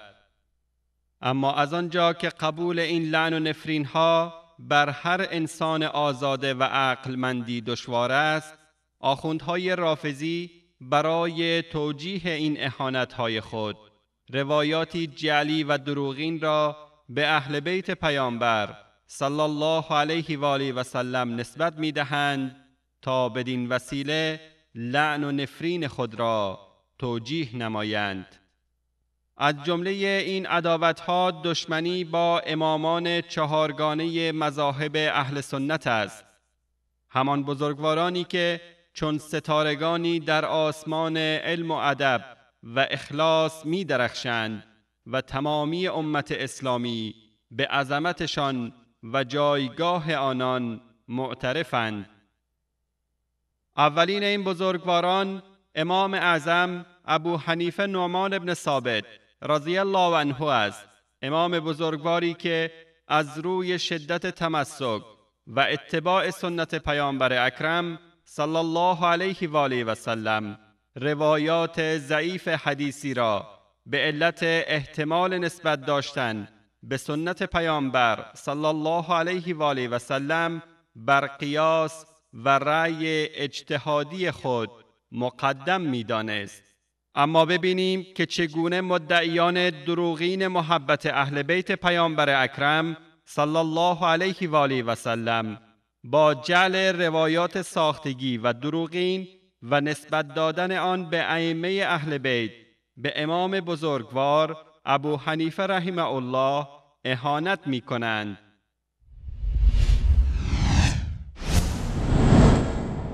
امام موسی بن جعفر فرمود خدا لعنت کنه ابو حنیفه را. امام موسی بن جعفر فرمود خدا لعنتش کنه. میگفت وقتی که میومد حرف میزد میگفت علی اینجور گفت اسم من اینجور میگم. گفت تو کی هستی که بخوای مقابل امیرالمومنین وایسی؟ گفت علی اینجور گفت اسم من اینجور میگم، صحابه رسول الله اینجور گفتن من اینجور میگم، رسول الله اینجور گفت اسم من اینجور میگم.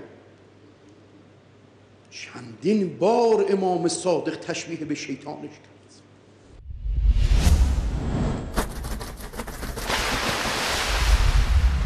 این آخوند رافضی امام ابو حنیفه رحمه الله را به مخالفت با پیامبر اکرم صلی الله علیه و آله و سلم و یاران بزرگوارش متهم می کند و این دروغ و تهمت خود را به امام جعفر صادق رحمه الله نسبت می دهد تا بتواند از این طریق مخاطبین خود را بفریبد و دروغ خود را به آنها بقبولاند.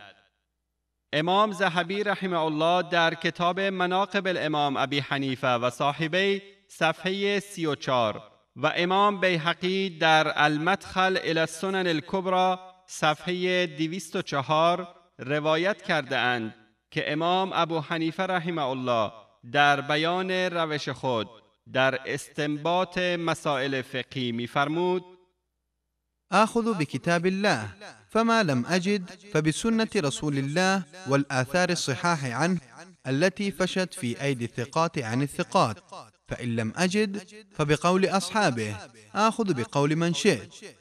وأما إذا انتهى الأمر إلى إبراهيم والشعبي والحسن وعطاء فأجتهد كما اجتهدوا.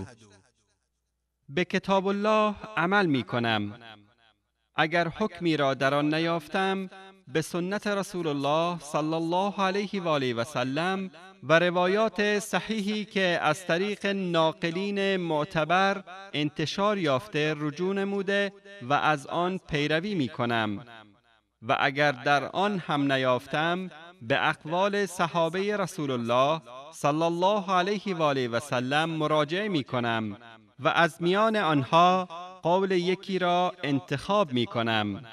اما زمانی که به ابراهیم نخعی و شعبی و حسن بصری و عطا ابن ابی رباح برسد، پس مانند آنها اجتهاد می کنم.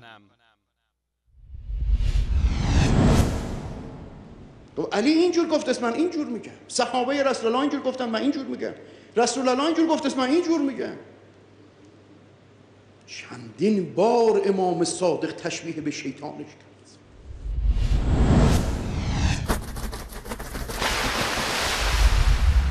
امام سیمری حنفی در کتاب اخبار ابی حنیفه و اصحابه صفحه 27 از معاویه ابن عبدالله ابن میسره روایت می کند که فرمود: سمعت أبا حنيفة يقول من رغب عن سيرة علي رضي الله عنه في أهل القبلة فقد خاب وخسر.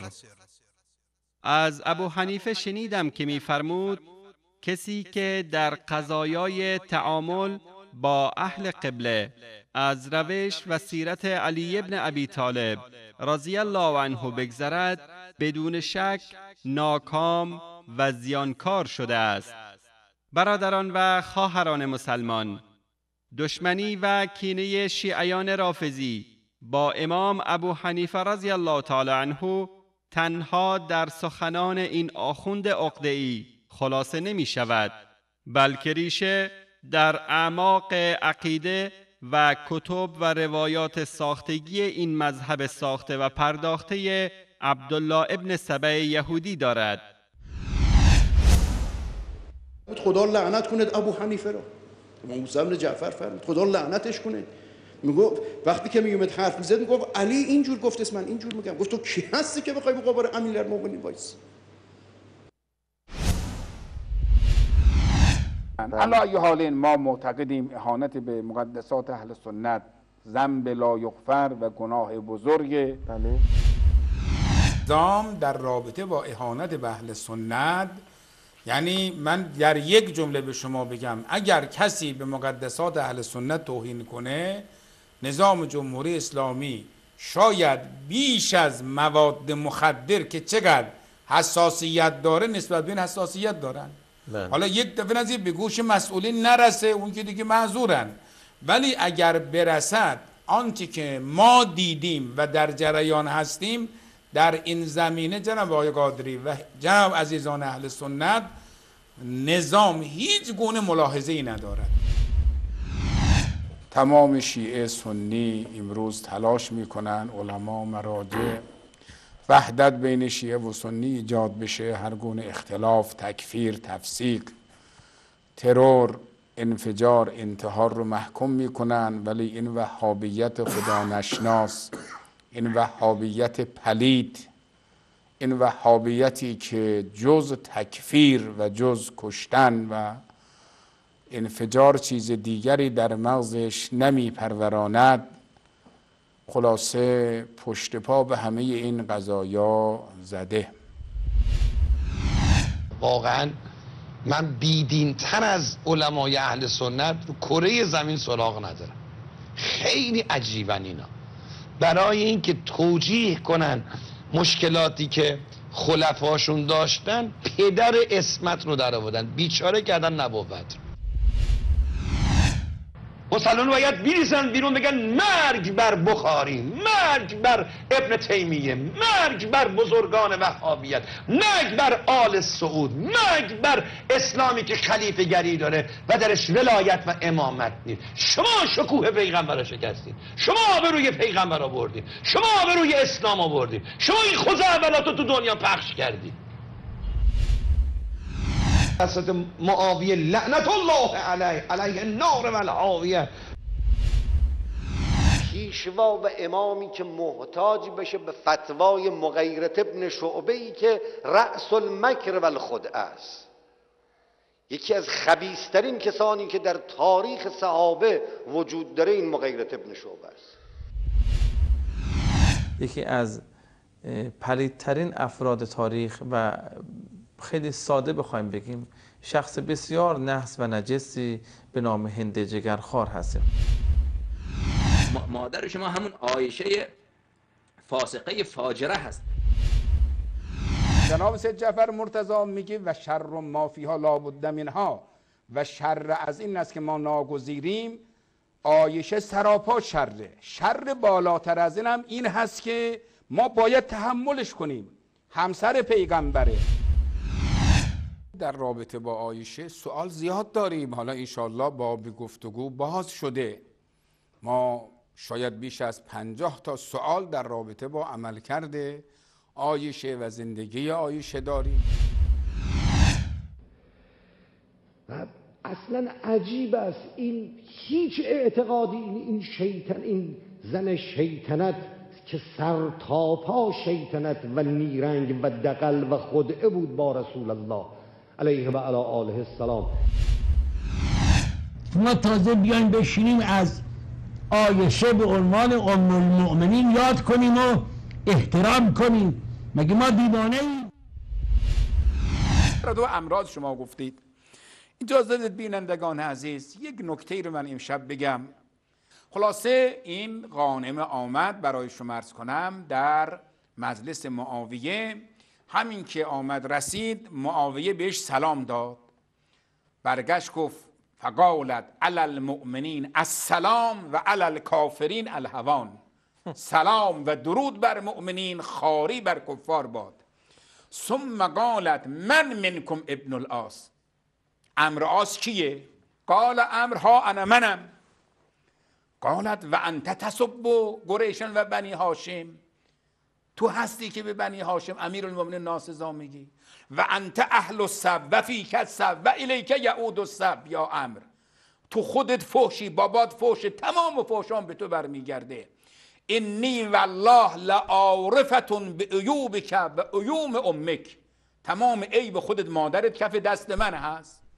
و انی اذکر لک ذلک عیبا عیبا. دونه دونه عیبهات رو من برات میشمارم. خیلی جالبه.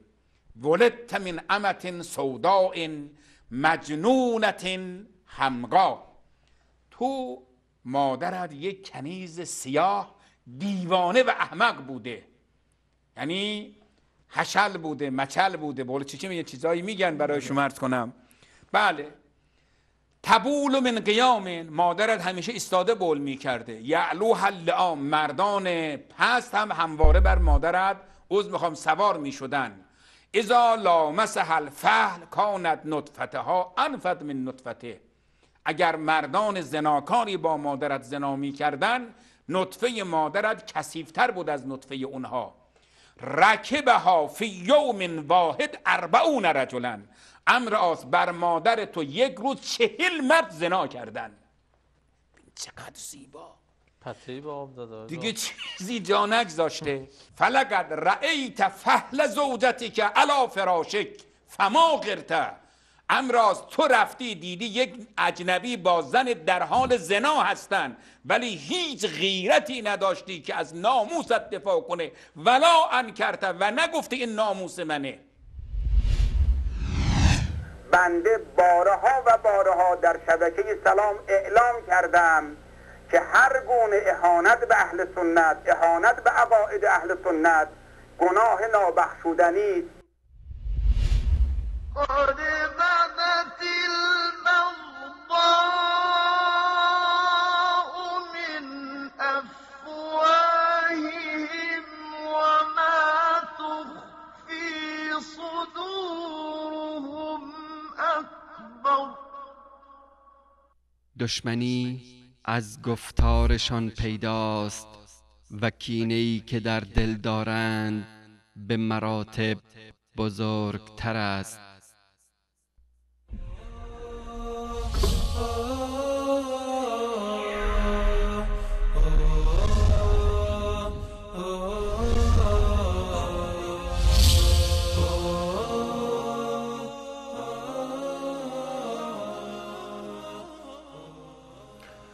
خوب بینندگان عزیز و گرامی، با عرض سلام مجدد خدمت شما هستم و عذر میخوام که سبحان الله یک الفاظ و ناسزاها و دشنام‌های زیاده را در این کلیپ دیدیم.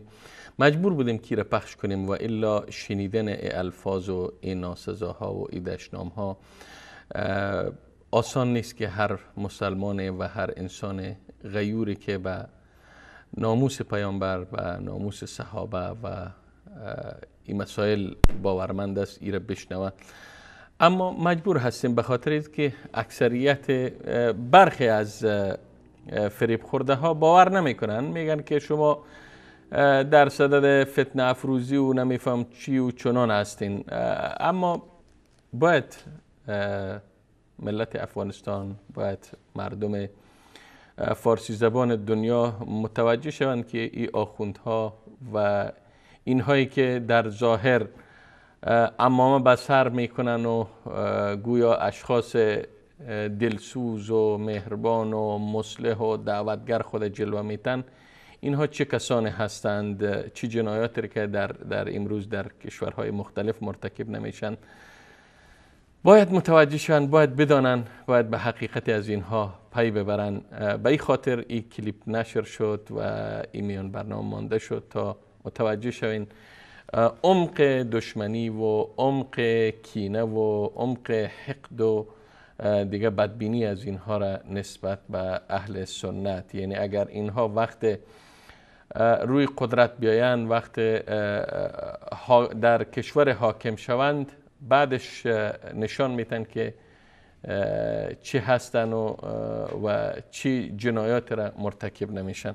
خب برمیگردیم به استودیو خدمت جناب دکتر احسان الله مبارز. جناب دکتر، شما داشتین در ارتباط به توهین های محسنی راجع به صحابه اشاره کردین و کتاب های را هم از خود محسنی نشان دادین و من میخوام که شما میخواستین به بعض نقاط دیگری هم اشاره کنین، اما میان برنامه گرفتیم و در خدمتتان هستیم. شما ادامه بدین بحثتان. همون مطلبی که در کتاب صراط الحق این آخوند آمده بود، جلد اول صفحه 16 عنوان در اینجا گذاشته برام الفائده الثانیه فی وضع جلد اول گفتین؟ بله. صفحه 16. بله. ما اگر چیز جان نشان بتن لابتوپ مرا امی کتاب صراط الحق صفحه 16 در جناب دکتر شما بفرمایید. اینجا میگه که این کتاب البته صراط الحق است. صفحه اولی او را نشان بتین که صفحه غلاف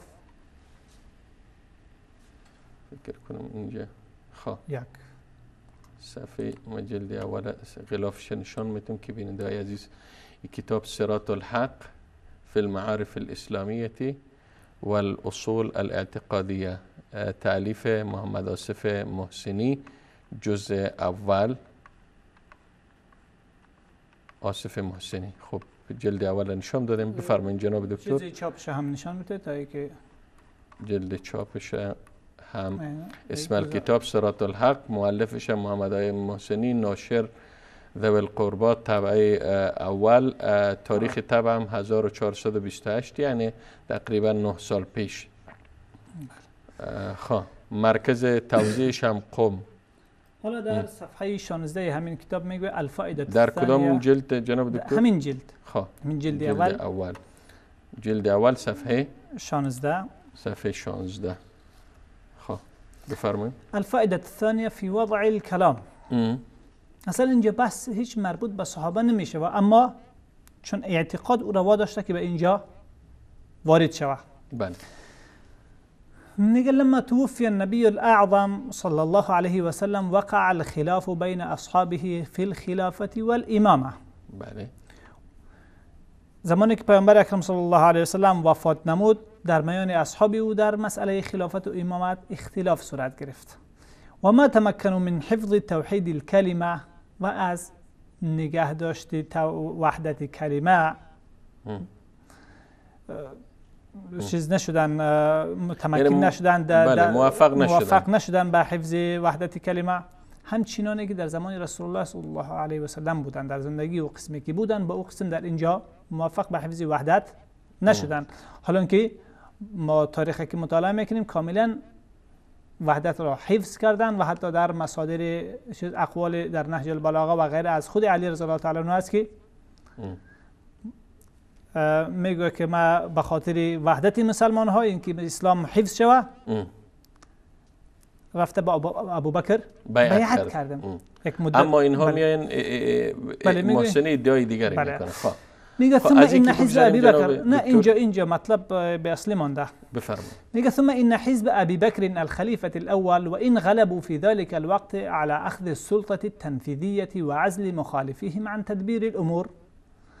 میگه گروه ابوبکر خلیفه اول اگرچه ظاهرا در به دست گرفتن سلطه حاکمیت و عزل و بدور نگه داشتن مخالفینشان از اداره امور کامیاب شدن، الا ان النزاع لم يرتفع به، لیکن اختلاف به او رفع نشد.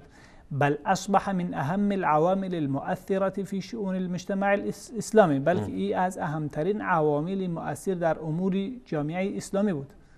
حالا که ما وقت تاریخ اسلامی خود بخوانیم جز افتراعاتی از اینها و جز دیگر چیزی ما در اینجا نداریم.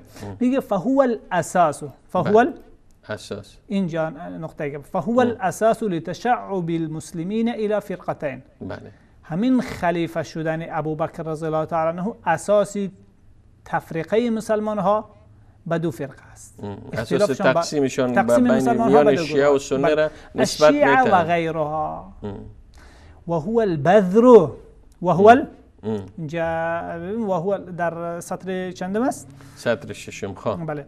و هو البذر لحروب الجمل و الصفین و النهروان.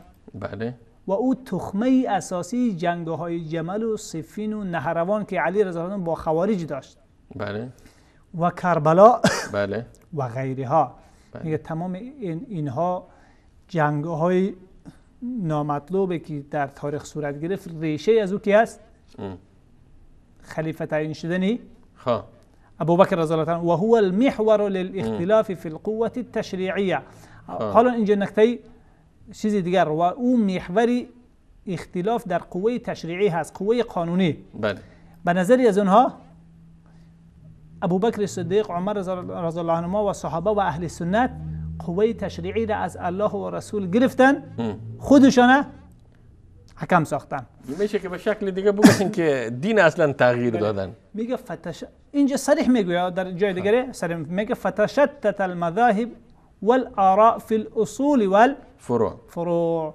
پس با خلیفه تعیین شدن ابوبکر صدیق این مهره گذاشته شده، مهره اختلاف گذاشته شده بود و قوه تشریعی هم در او اشکال پیش آمد، مذاهب و آراء تعیین شد.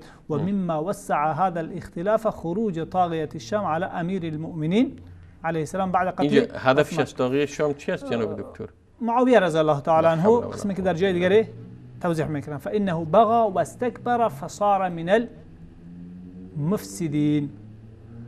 تا اینکه پس به معاویه رضی الله تعالی عنه که اقوال صریح تری داره، پس برمیگردیم. اگر تا مقطع آینده همون مطلبی که از قبلا نشان داده بودیم، خوانده بودیم، بله، به بینندگان عزیز برنامه‌اش بگذاره، از سراج الحق، صراط الحق جلد سوم صفحه 173 و 174. جلد 3 صفحه 173. بفرمایید. در اینجا هست الباب الثاني في ان الامامه من اصول الدين، خوانده بودیم. فقط بینندگان عزیز ببینن در سطر دوم میگه که ان الامامه ثبت ان الامامه كالنبوه من اصول الدين. حالا این در جاهای دیگره نقد میکنه که پس در صفحه آینده این چیزی که اینجا تقریر میکنه در صفحه آینده میگه اصول دین از اصول مذهب است. صفحه بعدی همین چیز. بله. خب پس اینجا مطلب ما اینه که عقیده اصلی این شخص چی است؟ امامت مانند نبوت از اصول دین هست. حالا در همین صفحه در اواخر، بله، اواخر این صفحه به نمایش بگذارین از طرف اخیر. بفرمایید. میگه و یدل علیه. بله. اینجا و یدل علیه ايضا ما سياتي قريبا من صحيح اخبارهم الداله على ارتداد الصحابه. چیز دلیل دیگری از اصول دین بودن امامت این هست که در کتاب‌های اهل سنت هم روایات به ارتداد صحابه آمده. خب ما گفته بودیم که صحابه، یعنی ما ذکر میکنیم احادیث و اخبار را که دلالت میکنه به ارتداد صحابه از کتاب‌های خود اهل سنت. بله در اونها هم آمده. خود در کتاب اهل سنت آمده و مسیلمه کذاب و اون دیگرها اتباعشان و مالک بن نویره، سجاح، اسود انسی و غیره همه مرتد شده بودن و مسلمان ها با اونها جنگیدن. اما این چی میخواد؟ فانه لم یقع حادث بعد وفات النبی صلی الله علیه و در همین صفحه، همین سطر بعدیش، بله، جایی که فانه لم یقع حادث بعد وفات النبی الخاتم صلی الله علیه و سلم يوجب ارتداد جمع من الصحابه الا الخلاف في مساله الخلافه والامامه. میگه جز مسئله اختلاف در مسئله خلافت و امامت که قبلا از او ذکر کرده بود، دیگر مسئله نبود که همین مسئله مهم باعث موجب مرتد بودن از اونها باشه، حکم ارتداد به اونها بده. صفحه 174 بله، صفحه آینده زمین در سطر اول و دو همین مطلب را تکرار میکند. ولا نعلم امرا، بله، کم بالاتر پایینتر بگیرید تا اینکه نام کتاب هم ولا نعلم امرا اوجب انحراف الاصحاب و انقلابهم على اعقابهم. اینجا با معنی ارتداد یعنی برگشت به سوى امر الامامه والخلافه فهي من اصول الدين والروايات في ذلك كثيرة فيما ذكرناه كفاية. سطر چهارم یزیر ببین، الامامه من اعظم مسائل اصول الدين التي مخالفتها توجب الكفر. این ده هم از کسی حکایت میکنه، یعنی کسی که منکر امامت است تمام از اینها صریح است. اونجا میگه صحابه دلیل کفرشان مرتد بودنشان چی است؟ همین مسئله. توجه بکنم بیننده های عزیز و گرامی و آنان که شیفته صحبت های جناب آصف محسنی هستند، توجه بفرمایید که شمایی که پای صحبت هایش میشینین و از این انسان تمجید و ستایش میکنین، چی میگه؟ واضح و صریح شما را تکفیر میکنه. کسی که به امامت باورمند نیست، کسی که با امامت که یکی از اصول دین است میگه عقیده و باور نداره، کفر است، کافر است. و عدم باور و عدم عقیده به امامت که از اصول دین هست به پندار محسنی است، موجب چی میگرده؟ موجب کفر میشه. پس تمام مردم افغانستان به جز 10% اتباع خودش کافر هستند به قول ازی. بله، حالا یک نکته بسیار جالبی هست که در اینجا بیان من نمیفهم که با کافرها چه قسم دست دوستی دراز میکنه و شورای اخوت تشکیل میده و با کافر چه قسم انسان وحدت بکنه. بله، اینجا موضوع دیگری که مسئله تقیه هست که قبلا در کلیپ اون نشر شد، اما به خاطر چیز زدن دیگر. اینجا مسئله دیگه همین مطلبی را که قبلا در اینجا خواندیم، بله، همین مطلب را که از کتاب‌های اهل سنت حکایت میکنه در کتاب همبستگی اسلامی و دشمنان آن. بله، این کتاب به زبان فارسی است. دوستان میتونن هر فارسی زبانی کتاب بخونه و هر افغانی کتاب بخونه و متوجه شود که این آدم چی باور و چی عقیده داره. در اینجا چی تلبیس‌هایی میکنه و این در اصلی چیزهایی چی میگه. همین مطلب را ذکر میکنه، مثلا آمدن ارتداد بعضی صحابه در کتاب‌های اهل سنت. اما این موضوع تصریح ارتداد خلفای راشدین در به امر خلافت به شکل دیگری در کتابش مطرح میکنه. ببین در نمایش بتین جناب دکتر، اگر میشه کتاب درست جلوی مانیتور برابر بکنید، بیننده های عزیز و گرامی متوجه شدن. صفحه چند؟ اینجا کتاب همبستگی اسلامی صفحه 64. صفحه 64. اصلا در صفحه 65 اینجا بیانی که از کتاب اصول دین شیعه جعفری 12 امامی این در نقد اون نوشته شده حکایت میکنه که شیعه معتقدند اصحاب بعد از مرگ رسول الله به جز چند نفر محدود کافر شدند و این کلیپ های متعددش نشر شده و مردم در این آگاهیشان کامل هست. بعد از اون میگه جواب سبحانك هذا بهتان عظیم، میگه این بهتان است، ما با این قائل نیستیم. اونجا چی میگه؟ میگه مرتد شدن که همه که بجای علی رضی الله تعالی عنه ابوبکر را خلیفه تعیین کردن، خود این مسئله باعث تفرقه و چند دستگی باعث تفرقه مسلمان ها شد. انگیزه همه فتنه های بعد همین بود. بله. در جای دیگر تصریح میکنه همین مسئله را که سقیفه مسئله عادی نیست در همین کتابش. خب بلکه باعث همه فتنه های بعدی میگه همین بود. بعد از او در اینجا ذکر میکنه علاوه که حدیث ارتداد جمع از صحابه منحصر به طریق شیعه نیست. بله. میگه این موضوع در چیزا هست، در صحاح سته نیز احادیث زیاده است که حضرت ختمی مرتبت خبر از ارتداد جمع از اصحاب خود میدهد و این احادیث در نظر اهل سنت از نظر سند معتبر است. بنابراین طرفین باید درباره این احادیث چاره‌جویی نمایند. یعنی چی چاره‌جویی کنن؟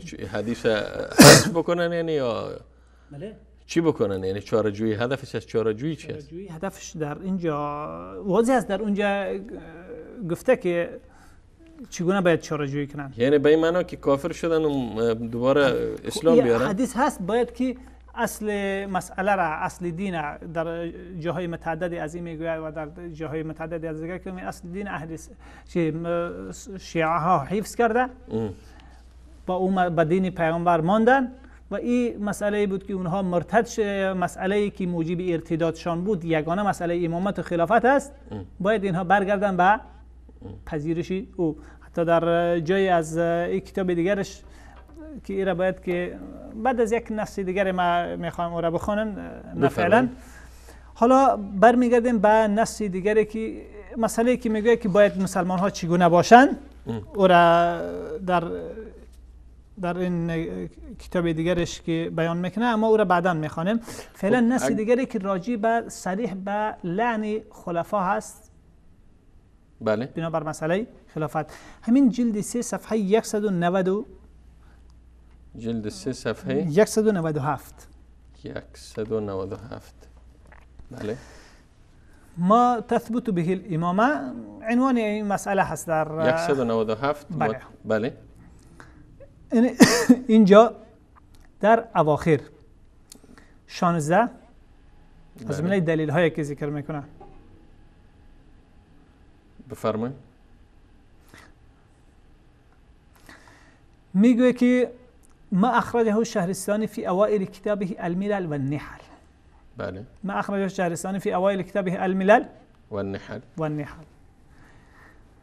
حالا این نمیدانم که بیسوادی شخص هست یا غرض داشتنی از این را بیان میکنه، والله اعلم. چون اصلا الملل و النحل شهرستانی کتابی روایت نیست، در اون روایت نداره، حکایات داره.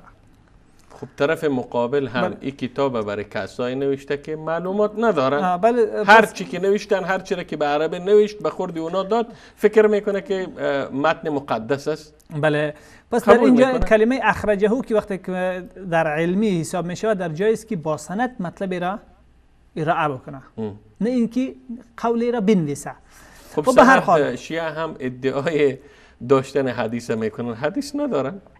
خب ادعاست، هر قول هر کسی، هر امام، هر چیزی بود به نام امام قول از او را نقل میکنن در کتابهایشان. اینجا که اگر علمی می بود میگفت ما ذکره شهرستانی، که شهرستانی در کتابش ذکر کرده الملل و النحل، یعنی اخرجه گویا اینکه این یک محدث است با سند روایت کرده. حالا سند او چی معیاری داره مسئله جداگانه هست. مسئله مهمی بود که این عبارت استعمالش در اینجا از لحاظ علمی نادرست هست و بیان کم علمی و کم سوادی شخصیت بیان میکنه، میگه که وقال الخلاف الثاني في مرضه صلى الله عليه وسلم انه قال جهزوا جيش اسامه. بله. اونجا نقل از حکایت چون الملل و النحل در چی موضوع است؟ بله. فرق و مذاهب آرایشان ذکر میکنه. آرای کی را ذکر میکنه؟ فرق و مذاهب. فرق و مذاهب ذکر میکنه که هر فرقه چی رأی و نظر داره. حواله هم که داده الفصل في الملل والاهواء والنحل بله. صفحه 20 با حاشیه حواله داده. الهامش. بله الهامش. بله اما حاشیه همگی میدونن که حاشیه از مؤلف کتاب نیست. حاشیه از شهرستانی نیست. خب واضح شده اینجا دلیل کم علم و دلیل عدم اکادمی تلبیس هست و خیلی یعنی مقصود است، یعنی چیز بله مقصود هست، چون مردم شاید ناآگاه هستن و شاید که نفهمن که این اصطلاح چی هست، اخرجه و چی معنا هست. و خب میگوید که خلاف دوم در مرض رسول الله صلی الله علیه و بود که نبی اکرم صلی الله علیه و فرمود جهزوا جیش اسامه، جیش اسامه را، لشکر اسامه را آماده کنه. لعن الله من تخلف عنه. این چیزی است که هیچ اصل ثابت در کتابای مسلمان ها نداره. لعن الله من تخلف عنه، کسی که از او عقب می نشینه. یعنی این حرف جزء پیامبر نیست، جزء حدیثی است که ساختن. حدیث ساختگی. بله. پس جایگاهشان حسب حدیث صحیح پیامبر در دوزخ آماده کنن. بله ایره در حاشیه نوشتن، باز صاحب کتاب چیز دادن، حواله دادن و گفته که او چین چیزی را با سند روایت کرده. وقد اخرجه بشكل مبسوط ابو بكر احمد بن عبد العزيز الجوهري في كتابه السقيفه. بله. این هم یک کتاب به نام سقیفه داره، در نقد در یک شیعه هست، در مسئله بیان مذهب شیعه ها را ذکر میکنه و نقد صحابه. خب بالاخره ان رسول الله صلی الله علیه و سلم در سطر بعد اینجا سند هست که ذکر میکنه عن احمد بن اسحاق بن صالح عن احمد بن يسار عن سعید بن كثير الانصاري عن رجاله. رجالش کی هست و خودی از اونها کی هستن؟ حالا این مسئله بررسی بعدی هست، ما اینجا سندی بررسی نمیکنیم. عن عبدالله ابن عبد الرحمن، این کی هست؟ این هم با نیاز به بررسی داره. ان رسول الله صلی الله علیه وسلم فی مرض موته امر اسامه فجعل یقول انفذوا بعث اسامه. لشکر اسامه را روان بکنه. لعن الله من تخلف عنه. لعنتی الله باد بر کسی که از او عقب میشینه، با اون نمیره، جزئی او لشکر هست. حالا در اینجا ما به حساب بینندگان عزیز که دروغ بودن این روایت از متن ای روشن هست، چون میگه رسول الله صلی الله علیه و سلم در بیماری وفاتشان این امر را دادن. و رسول الله صلی الله علیه و سلم تقریبا بیش از 2 هفته بیماری وفاتشان ادامه پیدا کرد که در هفته اخیر رسول الله صلی الله علیه و هیچ نوع حتی به مسجد حاضر شده نمیتونستن و فرمودن که ابوبکر باید امام مسلمان ها تعیین شود. حالا در این مدت 17 روز 2 هفته تقریبا بیش از 2 هفته ای که بود، اسامه رضی الله تعالی عنه مخالفت به این فرمان کرد و رسول الله صلی الله علیه و هیچ توجهی در اینجا نکرد. در اصل اون نمیخواد که اسامه را در اینجا نقد بکنه و تمامی از اینها در اونجا فرمانی که او را اونها را بفرسته مسئول کی بود؟ علی در اونجا بود. رسول الله صلی الله علیه و سلم خودشان زنده بودن و اسامه نرفت. چرا؟ دلیل بیماری، دلیل مریضی رسول الله صلی الله علیه و سلم. اسامه نرفت، نه اینکه دیگران. حالا میایم در بعدش و اما اشخاص الذین، نقطه ای که ما میخوایم از او کی را بیننده متوجه شوه. بله. اینجا کسی که از لشکر اسامه عقب منشینه که ملعون حساب کرده. درست؟ نمایش میتن دوستی عزیز رفیع جان. میگه و اما اشخاص المتخلفین فکثیرون. اما کسانی که یعنی امر رسول الله را به جان آوردن. بله، از اون لشکر عقب ماندن در اون لشکر حضور پیدا نکردن زیاد بودن. فکثیرون و بینهم اکابر الاصحاب و بینهم در میانشان بزرگان صحابه هم حضور داشتند. بله، که به دستور پیامبر عمل نکردن. حالا این که چون مقام شیطنت هست، بله، چی میگه ولست ان اذکرهم، فعلا اونها را ذکر نمیکنه. او یعنی بزرگواری میفرمایه. اینجا بله. بازم تقیه اکابر صحابه بودن اما نامایشان ذکر نمیکنم. فانهم معروفون، چون اونها معروف هستن. چون چیزی که هست در اونجا، اصل هدف اینجاست که ابوبکر صدیق رضی الله تعالی عنه وقتی که لشکر را روان نکرد، طبیعی از اول به تصور شیعه ها ابوبکر صدیق جزئی از اونها بود. اما اینکه رسول الله صلی الله علیه و آله ابوبکر صدیق را امام مردم تعیین کرده بود، این واضح می‌سازد که جزئی لشکر نبود. اجازه ای که عمر رضی الله تعالی عنه برای مشوره در دار خلافت، دار امارت مسلمان ها بوده باشه، جزئی اعضای شورا ابو عمر رضی الله تعالی عنه، عثمان رضی الله، علی رضی الله تعالی عنه اینها باشن. بله، گفت که عمر را بگذار که با ما باشه به اجازه خود اسامه. اصل هدفشون کی است؟ عمر رضی الله تعالی عنه. او در اینجا در الفاظ روایت صریح آمده که عمر رضی الله تعالی عنه ابوبکر رضی الله عنه اجازه ایش گرفت و فکر کنم در ادامه صحبت فیا اخی، بله، فیا اخی نمایش بتین. بله، فیا اخی این الملعون من العادل.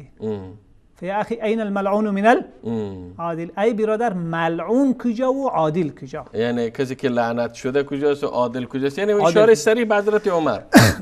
بیننده عزیز و گرامی متوجه باشین، یعنی شخصی که شما در افغانستان فریبش خوردین، گولش خوردین و به حیث مصلح و واعظ و رهبر مطرح شده، ببینین که خلیفه دوم مسلمانان را رمز عدالت حضرت عمر چی میگن؟ یعنی واضح لعنت میفرسته و به کدام غیرت و به کدام ایمان شما باز پای صحبت‌های این شخص می-نشینین؟ خب میگه و بینهم اکابر الاصحاب، نه تا این سر حد تصریح میکنه. میگه فیاخ این الملعون من العادل و این المرتد من المسلم. اینجا خطابش حضرت ابوبکر صدیق. بله، تمامش همگیشان. یعنی ابوبکر، عمر رضی الله عنهما و دیگر اکابر اصحاب، اکابر صحابه که در اون کتاب‌ها مدعی هست، در اون کتاب‌هایی که به حساب چیز نوشته میکنن مدعی هست که چی هستن؟ ما با خلفا احترام داریم و ما با بزرگان ما وحدت داریم و ما وحدت داریم، با بزرگان باورمند هستیم. پس در اینجا چی میگه؟ اون وحدت که داره. لذا این چیز را در کتاب، همین کتابش که چیز هست، بازم رفیق جان اگر که در کتاب همبستگی به این چیز در اونجا بسیار اشاره لطیفی داشته که در صفحه 17 همین کتاب، صفحه 17 بله، در صفحه 17 همین کتاب میگه که نمایش بتن. خب جناب دکتر شما هم در برابر مانیتور کتاب درست؟ بله.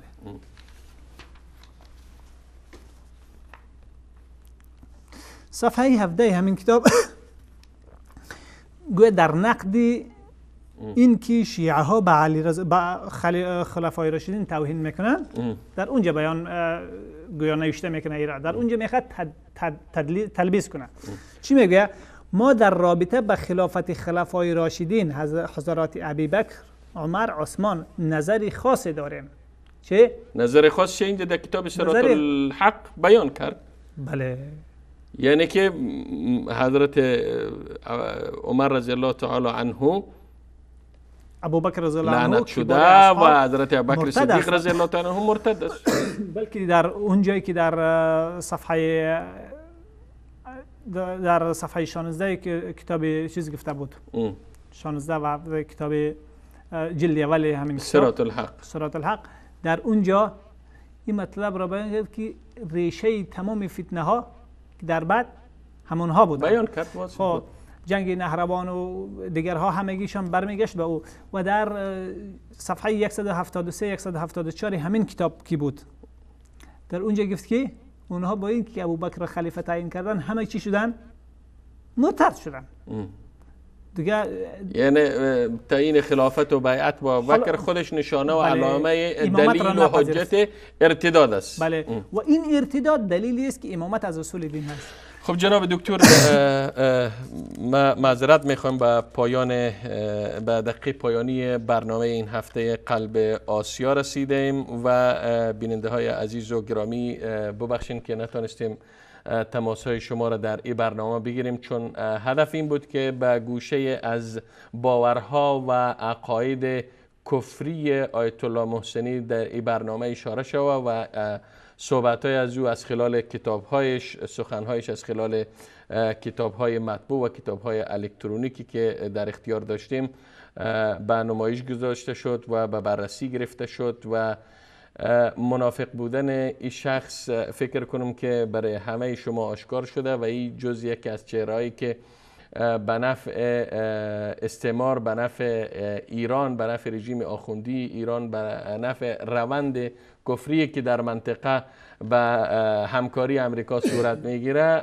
کار میکنه و چهرش مشخص شد و انشاءالله در برنامه های آینده نیز پیرامون باورها و عقاید و نوشته های این مرد صحبت خواهیم کرد و نقاب را از چهره ای آدم برخواهیم کشید. جناب دکتر، من از شما در پایان این برنامه نهایت سپاس و امتنان ندارم و از بیننده های عزیز و گرامی که تا این لحظه هم با ما بودن از شما هم سپاسگزار هستم و تا برنامه آینده و دیدار آینده همه شما عزیزان را به پناه حضرت یکتای بی همتا می سپارم.